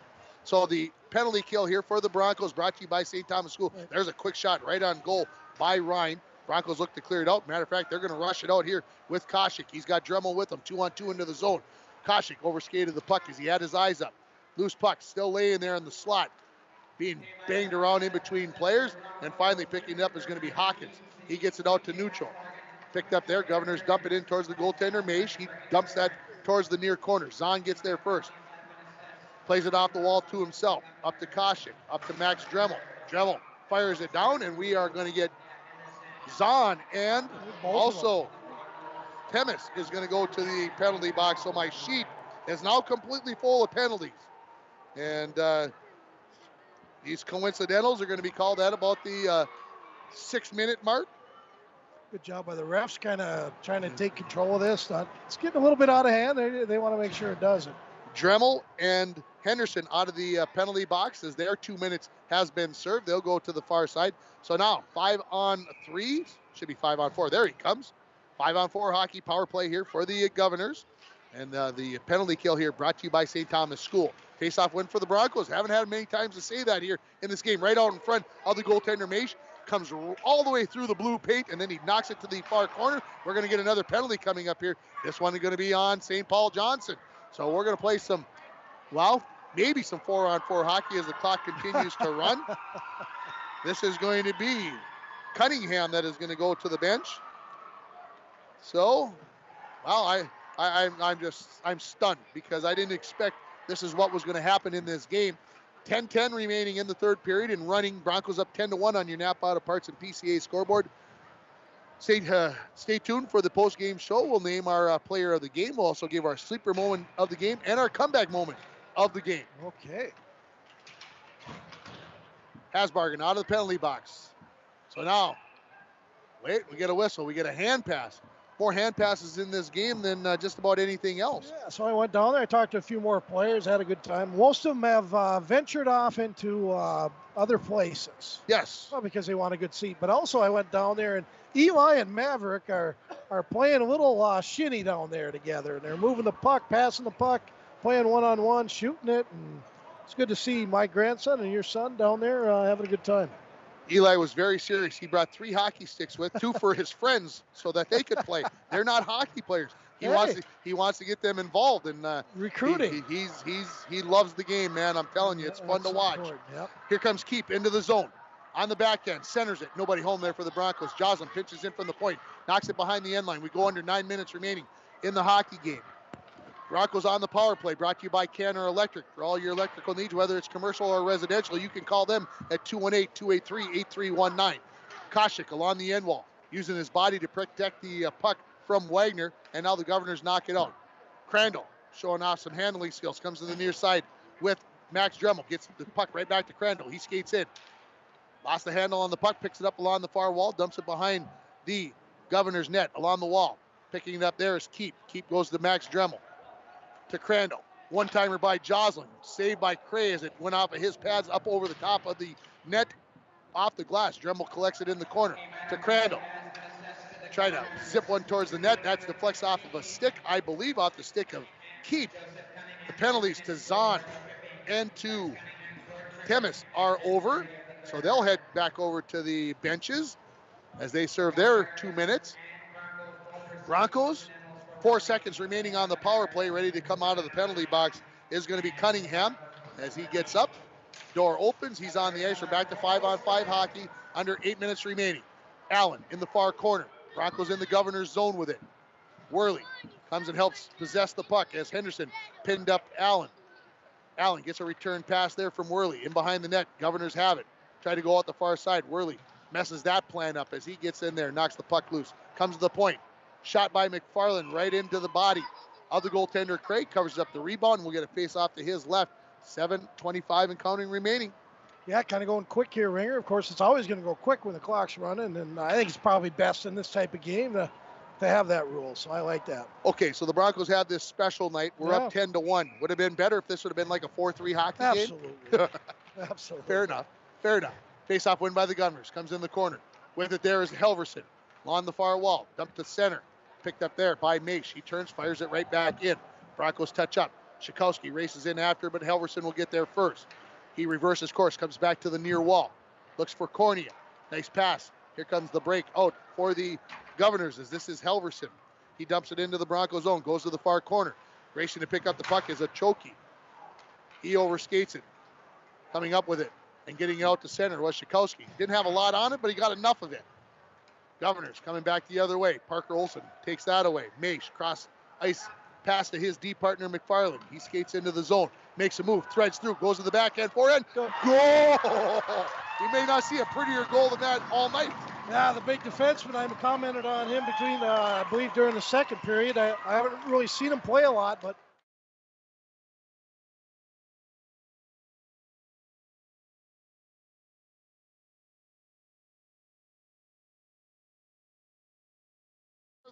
Big kid, skates, defenseman. I finally saw it right there. That was the whole package right there. 17 unassisted. So McFarland picks up the 11th goal for the Broncos as they lead it 11-1 on your Napa Auto Parts and PCA scoreboard. Out the faceoff, puck right back into the Governor's zone. With it there is Koshik. He leaves it in the corner. Looking for Allen. He's tied up. Puck comes loose. Governors have it. Good move there to avoid a poke check. And here come the Governors skating in with it. This is Hawkins. Hawkins sends it in the far corner. Dremel gets there first, lifts it up, sends it down the ice. Will have enough for icing. No, Koshik's going to get there first. Allen coming in, poked away by the goaltender. He knocked it up into the air with his stick. It went straight up. He gloves it like a pop fly, and he hangs on to it, stops the action with 5:10 and counting remaining here. We'll get a face-off to his right. The Broncos up by double digits. I'm not going to get to say that very often in any hockey game. Yeah. But nice to say it, that the Broncos are winning by a score of 11-1. I don't know if Diana knows it or not. Maybe she's listening. I might be going to War Road tomorrow. I heard what you said earlier. Man. That is a big game over there tomorrow, I'm telling you. If I get a burn myself, here come the Governors. Shot, saved by Keaton Maish. Covers up the rebound, kind of covered it up. It's still hanging there, and the whistle finally comes as there is, while all 6 Bronco players are in the blue paint. They are in the crease, literally. I'm not making it up, folks. They were all there, and the puck could not find a way to get in. The goal got knocked off of its, what are we coming up with the word? You don't like moorings. Pegs? No, posts. Posts. Yeah, they used to be like 8 inches high when I played. You run into that goal post back there, it hurts. Fort Francis girls were down in Evelyn taking on Rockridge tonight. Rockridge wins it late by a score of 3-2. Wow, good game. Good game there. Yep. Governors face-off win. Shot from the point. Deflected. Goes wide. Maish knocks in behind the net to Worley. Teams battle for it there. Goes into the corner. Parker Olson has it. Dumps it out. Right in front. Shot. Saved by Maish. And that's a big save there. And that's brought to you by Beyond Aesthetics. You can call them at 218-540-0149. or you can go to Beyond Aesthetics, dayspa.com. And now Worley, he's feisty tonight. Yeah. He's in a mood. I like that. You know, Grandpa Jim got to be, or is it Jerry? It is one of the two. It is Jerry, right? Yeah, I think so. Tom's dad. No. Yeah, Which one's Tom's dad? That would be Jim. Yeah. Right? They're both doing amazing. We're gonna screw it up. We're making ourselves look bad that we don't know the difference in the Whirlies. Bailed out a long time ago. Just let it go. Let it go. Let it go. All right. Icy Call on the Broncos brought to you by Arrowhead Transit, 1-800-862-0175, option 5 for a ride in the Borderland area. Face off to the left of Keaton Maish. For the Governors, it will be Ochoki. For the Broncos, it will be Crandall. And I want to make a correction there. Is that 28 or 29 on that face-off? That looks like a 29. There's no 29 on the roster, so I apologize. Maybe they picked up an old Bronco alumni and threw a jersey on him. Crandall skates to the zone, leaves it back. McFarland, wrist shot. Goal! The goaltender thought he had it, and 7 might have tipped I think Dremel may have tipped it out front to make it 12-1 in favor of the Broncos here with 2.5 minutes remaining in this hockey game. The Broncos up by 11, and we'll get the official scoring here from the referee via the whiteboard, via Zahn and his daughter down there, 7, 17, and 9. So there you go. Seen his brother came up to him, number 5, and gave him a little pat on the head, and they gave him, that was good to see. Here comes Koshik right back in the zone, 2:10 remaining. Centering pass deflected away by the Governors. Big body check there from Royce Allen. Back to pick up the puck for the Governors is Hawkins. St. Paul Johnson will skate it out of their own zone. Under 2 remaining in the hockey game. Coming in, shot, kick save by Maish, cleared away by Allen. That good shot there by Orlando Ruiz. Zahn has it in the corner, flips it up along the wall. Shot there, fanned down by Orlando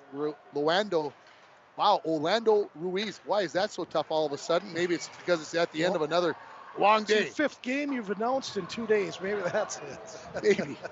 Maybe. We get a whistle, and Joslin smart enough to walk away as Orlando Ruiz and him get tied up. And we're going to get a face-off back in the Broncos zone with 1:15 and counting remaining. Not a good idea by Ruiz going after the biggest guy on the team. At least give him credit, I guess. And they're chipping at each other. They're bantering back and forth on the benches on the far side. That was one thing about old Bronco Arena. When the benches were on the far side, you avoided a lot of that, but you got a lot of it in the penalty box. That was good for a coach like me. Stay tuned for the post-game show. I'll be getting down for, maybe Mike's going to go down for an interview. Which way are we going to do this? Am I or are you going to get Are you going down with like a with my phone? Wireless? Yeah, with my phone. I'll go down and get it, and then we'll record it. That bad boy. Okay. Who should I go interview? Well, let's. Should I get one of the hat trickers? I would go after Allen and Kostyuk and see maybe if we get together. Both of them. Yeah, we'll see what we can do about that. Here come the Governors back the other way. Big collision. Guess who? Matt Worley. 25 remaining in the hockey game. In behind his own net. Hasbargen, and we get a whistle. I didn't even hear the whistle. Worley's heading for the penalty box. He's going to get 2 minutes for interference.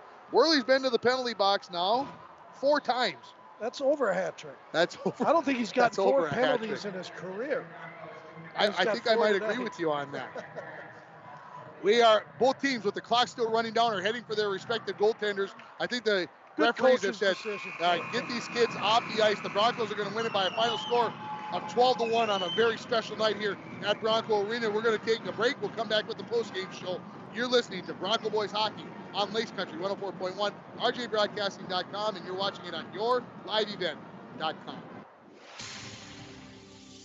And we're back with breaking news. The new Coke Zero Sugar might be the best Coke ever. That's right, Jim. With an improved taste and 0 calories, make sure... Jim... Ooh, yes, this tastes like the best Coke ever to me. We're on the air. I need to try it first. With zero sugar and now even more delicious, it's the new Coca-Cola Zero Sugar, the best Coke ever. Find out for yourself. Overcast tonight with lows around 13. Southerly winds 8 to 15 miles per hour. Cloudy again tomorrow, highs around 26, lows around 23. Tomorrow night, cloudy. Turning warmer Sunday and Monday with highs in the mid-30s. Snow both days. I'm meteorologist Jennifer Wojcicki from the Weatherology Weather Center on Lakes Country. Currently, it's 15. Winter, summer, spring, or fall, Falls International Airport has you covered for your vacations. Whether you're looking to head to a big city or a sandy beach, Falls International Airport can help you make your connection to anywhere. With a modern terminal, free parking, free Wi-Fi, shorter lines, easy baggage claim, and more, you'll be happy you booked your flight out of Falls International Airport. To schedule your vacation getaway or for more information, log on at internationalfallsairport.com. High school fans, falling and getting up is one of many lessons students learn when they participate in high school activities. It takes courage to show up and perform knowing that mistakes will occur. A missed shot, a bad pass. Mistakes are part of the game. Teaching young people is a valuable lesson in picking themselves up and starting over again. This message has been brought to you by the Minnesota State High School League. Howard Cenex East invites you to see all they have to offer. Cenex East carries Canadian bakery bread, Wisconsin's best meat and cheese sticks, and other healthy snacks, along with a wide variety of chips, candy, and beverages. Howard Cenex East offers a 7-cent per gallon discount on gas and fuel when paying with cash. Hours are Monday through Friday, 7 a.m. to 8 p.m., Saturday 9 to 6, and closed on Sunday. If you're looking for fun and rewarding jobs, stop into Cenex East and pick up an application. Howard Cenex East, Highway 53. My name is Jared, born and raised in Minnesota, and I'm a project director at Enbridge. Enbridge is more than a pipeline company. It's a company participating in renewable energy projects in Minnesota and abroad, and I'm really proud to be working here. We believe a cleaner energy future is achievable. For over 20 years, we've been early adopters of renewable energy, and we're proudly committed to net zero emissions by 2050. To hear more from Jared, visit enbridge.com/Jared. That's Jerrid. Well, welcome back to Bronco Arena. Just finishing up. I had to listen to the whole song, people. The song Diana. Of course, my wife is Diana, so I love that song. I loved it back in the 70s, as I heard it probably about 1,000 times in the 70s. It's just a great tune. Great job there by the Dirty Dozen. Great job here by your International Falls Broncos closing this one out. Final score, Broncos 12, St. Paul Johnson Governors 1. And yes, the score was indicative of the game. It was definitely a Bronco domination in this one. Bryce Allen with 3 goals, Colin Kostyk with 3 himself. So 6 goals just between those two. And Broncos had all 3-4 lines going. And the Allen kid, it was nice to see because, again, I haven't seen him play a lot this year and definitely showed up tonight, as did Kostyk. And that line was very dominant. Cody Joslin also picked up an early goal. He picked up the Broncos' second goal of the game. The Dremels were in on the action, both Max and both of them getting and Nate getting goals tonight, which is good to see. I noticed when the number 7 Dremel got his goal, his brother was the first one to pat him on top of the head, and that was good. So lots of good things to talk about here, including the goalie. Schoberg came up with 21 of 22 shots and only gave up the 1 goal. So a good job there by Schoberg as well. Again, Broncos 12, St. Paul Johnson 1. Broncos will be off tomorrow. International Falls Bantam team will be playing at 9:05 or 9:15 tonight. So if you're interested in going and watching a good Bantam hockey game, head on over to Cary Park. They're playing Roseau, so that should be a really good game. So head on over there. If you're thinking about going home or undecided yet, go on over to Cary Park and watch that one. Again, 12-1, Broncos win. I'm going to go away here for, let's say, 60 seconds, and we'll come out here to close this out. We'll have our player of the game and all that good stuff when Tim gets back. So we'll be back in 60. Good luck to the Bronco hockey teams this season from Rainy Lake Oil. For all your fuel, propane, lube, and chemical needs, call Rainy Lake Oil at 1-888-LAKE-OIL. Larry and his staff will take care of it all. Go Broncos! I'm Andrew Saul, Commissioner of Social Security. Beware of telephone scammers pretending to be government employees. Real Social Security employees will never threaten you. Callers threatening you with arrest or other legal action and demanding money are not from us. If you receive a call like this, hang up, do not provide them with any form of payment or information. Report the call at oig.ssa.gov. Worley Motors of International Falls is saluting all former Bronco hockey players on this year's 75th anniversary of Bronco boys hockey. Our team at Worley Motors is having its 76th anniversary right here in International Falls. We know that this 2022-23 Bronco hockey team plays hard and works hard, just like the Broncos teams of the past. Congratulations, Bronco players and coaches from the Worley Motors team at 309 5th Street in International Falls. Welcome back to the pregame show, being joined by Royce Allen. Hat-trick. How sweet is that on a night like tonight? Feels pretty good. Yeah, Feels obviously. pretty good. Talk about which one of the goals maybe was the best of the three. I'm going to say the first one, we came out pretty hot. 12 seconds in, I think it was, and we buried quick, so that was a good start for us. Yeah, I think I had it at 14, then you scored 21 into the second period. Yeah. What happened in the third period? You didn't get one. No. None for the third period. Had them all saved up for the first and second. Yeah, it was good. Talk about the excitement amongst the players with everything that went on tonight with the pregame and all of it, everything. Talk about the attitude of your teammates and yourself going into this game. A lot of it started a couple weeks ago when we were getting ready for practice for this big game. We knew it was the 75th anniversary, so we wanted to come out buzzing for the fans, for the kids, mini leaders, everything. So everybody really helped us come together to form this game, so that's what we're thankful for. Talk about playing in front of a crowd this big tonight. Any nerves with that, or is it just go out and play hockey? Well, I really kind of spaced everything out. I kind of was just focused on the game and winning, so I didn't really pay much attention to the crowd. Thankful for them, but... Yeah, absolutely. Couple of days off. You don't play till next Thursday again now. Talk about what this team's going to work on over the next couple of days, because Coach told me before the game you guys worked on the power play and you got 3 power play goals. What does this team need to do better to make a move in Section 7A? No, I think we need to just start playing as a team, moving the puck more, using our heads. Staying out of the box is really going to help us this year, so if we can do that, I think we can pull through. Grace, nice night. Congratulations on the win. Thanks for the time. Thank you. That is Royce Allen joining me there in the post-game interview. His hat trick tonight. What a big night for him as he pulls through.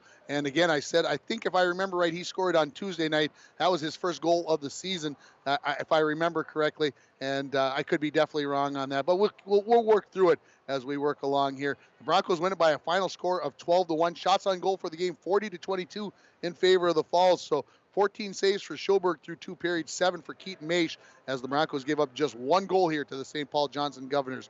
It's time to name our comeback moment of the game, brought to you by Align Chiropractic and Wellness Center at 1322 3rd Street. When you need to make a comeback due to back, neck, or leg pain, call Align Chiropractic and Wellness Center at 218-283-2243 and let Alyssa Clarity get you on the road to recovery. Well, what, you got an idea who you might want to give that comeback to? I've got an idea. I want to see where you're going to go with this, Mike, as he gets his headset on. He was texting and getting grandkids home. And as far as the comeback play of the game or the comeback moment of the game. Moment of the game, it started early. I think there was no comeback needed in this one. Right? The comeback was everybody coming back to town for this, I believe. There it is. Yeah. It's not during the game. It was well before the game, and everybody, all the former players that came back, all the fans that came out because of this special night, seeing a lot of old faces. I saw Chris and Maggie Cuffenkamp when I was going down to do the post-game interview. I haven't seen them in months. And Chad would have been on that one team, and I asked Cuffy where he was. He said he didn't know anything about it. So I think and maybe it's all up to the captains of the teams to get a hold of everybody. It's not the board, because Steph Dremel and Skifstead, they did amazing work. So I guess the comeback would be all the players and coaches, and it's all about the teams now. There's no individuals, and that's what I like to see tonight. Northland Sales and Service, sleeper moment of the game. Northland Sales and Service can help you get a good night's rest with brands like Serta. You will wake up feeling refreshed and ready to tackle another day. Northland Sales and Service also has pillows, sheets, and mattress protectors. Stop in today and let Tony and Maya help you start getting your best sleep. Northland Sales and Service, 500 3rd Street in downtown International Falls. Well, the Royce Allen hat trick. To me, we know that he's got the talent. Yeah. We know that he can do that. And but to put 3 in on a big special night like this, as did Colin Koshik, that's a big night. And to do it in front of a crowd like this, a 6-point night for Koshik, you're not going to get many of those. Yeah, being from Canada, maybe doesn't knowing all the traditions of Bronco hockey, Yeah. probably was a little mesmerized by it and thought it was pretty cool. But and also 17, I thought played very well, and he definitely caught my eye. Again, your usuals, the Crandalls and the Keeps, they played solid. I haven't seen a lot of Asher, and I liked his game. He's a smaller stature kid, but he gets involved, and he's got some good hands. I thought he was very special on Tuesday night when I watched him down at Rockridge, just with his puck possession and his skating skills. He maybe isn't on the scoring sheet like maybe he'd like to be, and maybe other people would like him to be, but he's doing things. He is on there for an assist, but I'll tell you, he is there. He's on the edge, and someday he's going to explode, and you're not going to be able to stop what he can do on the ice. And another player, Noah Shikowski, wears number 13. There's a kid that's coming back from some serious knee injury, and there's so much heart in that kid, and you know, you can watch him on the ice. I think he gets a little ticked at himself, but that's good. And Noah, if I could talk to him right now, I would say, be patient, young man. I mean, he's got a heart of gold, and he's going to get those legs back to where he wants to be, and his hockey sense is there, and he's got a lot of character in him too. So you can't teach the character part. Okay, he'll get that knee right. North Star Electric Energy Star Player of the Game. The power of human connections can be seen on and out the field, and the same is true with North Star Electric. Congratulations to... Boy, Bryce Allen, just because he scored the goals early in both periods, that first and second period within 20 seconds, both of them. I mean, that's kind of cool, and that's clutch. First goals are real important in games, and he did it twice, once in the first and second period. Had his legs going all game long. Kostick has been playing. He's a steady player. I think overall for the season, Kostick's been the better player, but it was Allen's night tonight, and he looked good. He is your Energy Star Player of the Game from North Star Electric. That's going to wrap it up here from Bronco Arena here this evening. Hey, if you're riding home in your car now and you're listening to us, stop at Kerry Park Arena. The Bantams just got started 18 minutes ago. At least that's what they were scheduled. They're never on time, so maybe a little Bantam A hockey to finish off the night. They're taking on the Roseau Rams. Although, according to Charlie Dalton, I can't say Broncos or Rams. He was listening this afternoon when I dropped the Broncos and then tried to cover for myself. So, Charlie, if you're listening, I still apologize for that. Our next broadcast is going to be tomorrow morning with Coach's Corner, coming to you from Bemidji, a special wrestling edition of Coach's Corner, as we'll be down there talking to Evan Omdahl and others about wrestling. Then on Sunday, whatever time the Bantam A's play on Sunday, we're going to have that game for you on the Bear, KGHS 1230 AM, 95.3 FM, and online at rjbroadcasting.com. Our next high school game is going to be Tuesday from War Road. The Bronco boys play in War Road. It's a 5:30 start, so I'll be on the air at 5:10 on Tuesday from War Road. My second trip over there. We'll see how things go. We'll see if the Bronco boys, who are playing better, can get a win over in War Road. To Dwayne, who did double duty tonight, running the camera, he is ready to go home. He told me over an hour ago, I just want to go home and go to bed. I don't even want to go sing karaoke, however you say it. That's what he does on Friday nights. He's probably going to go home. It's been a long week. I agree with him.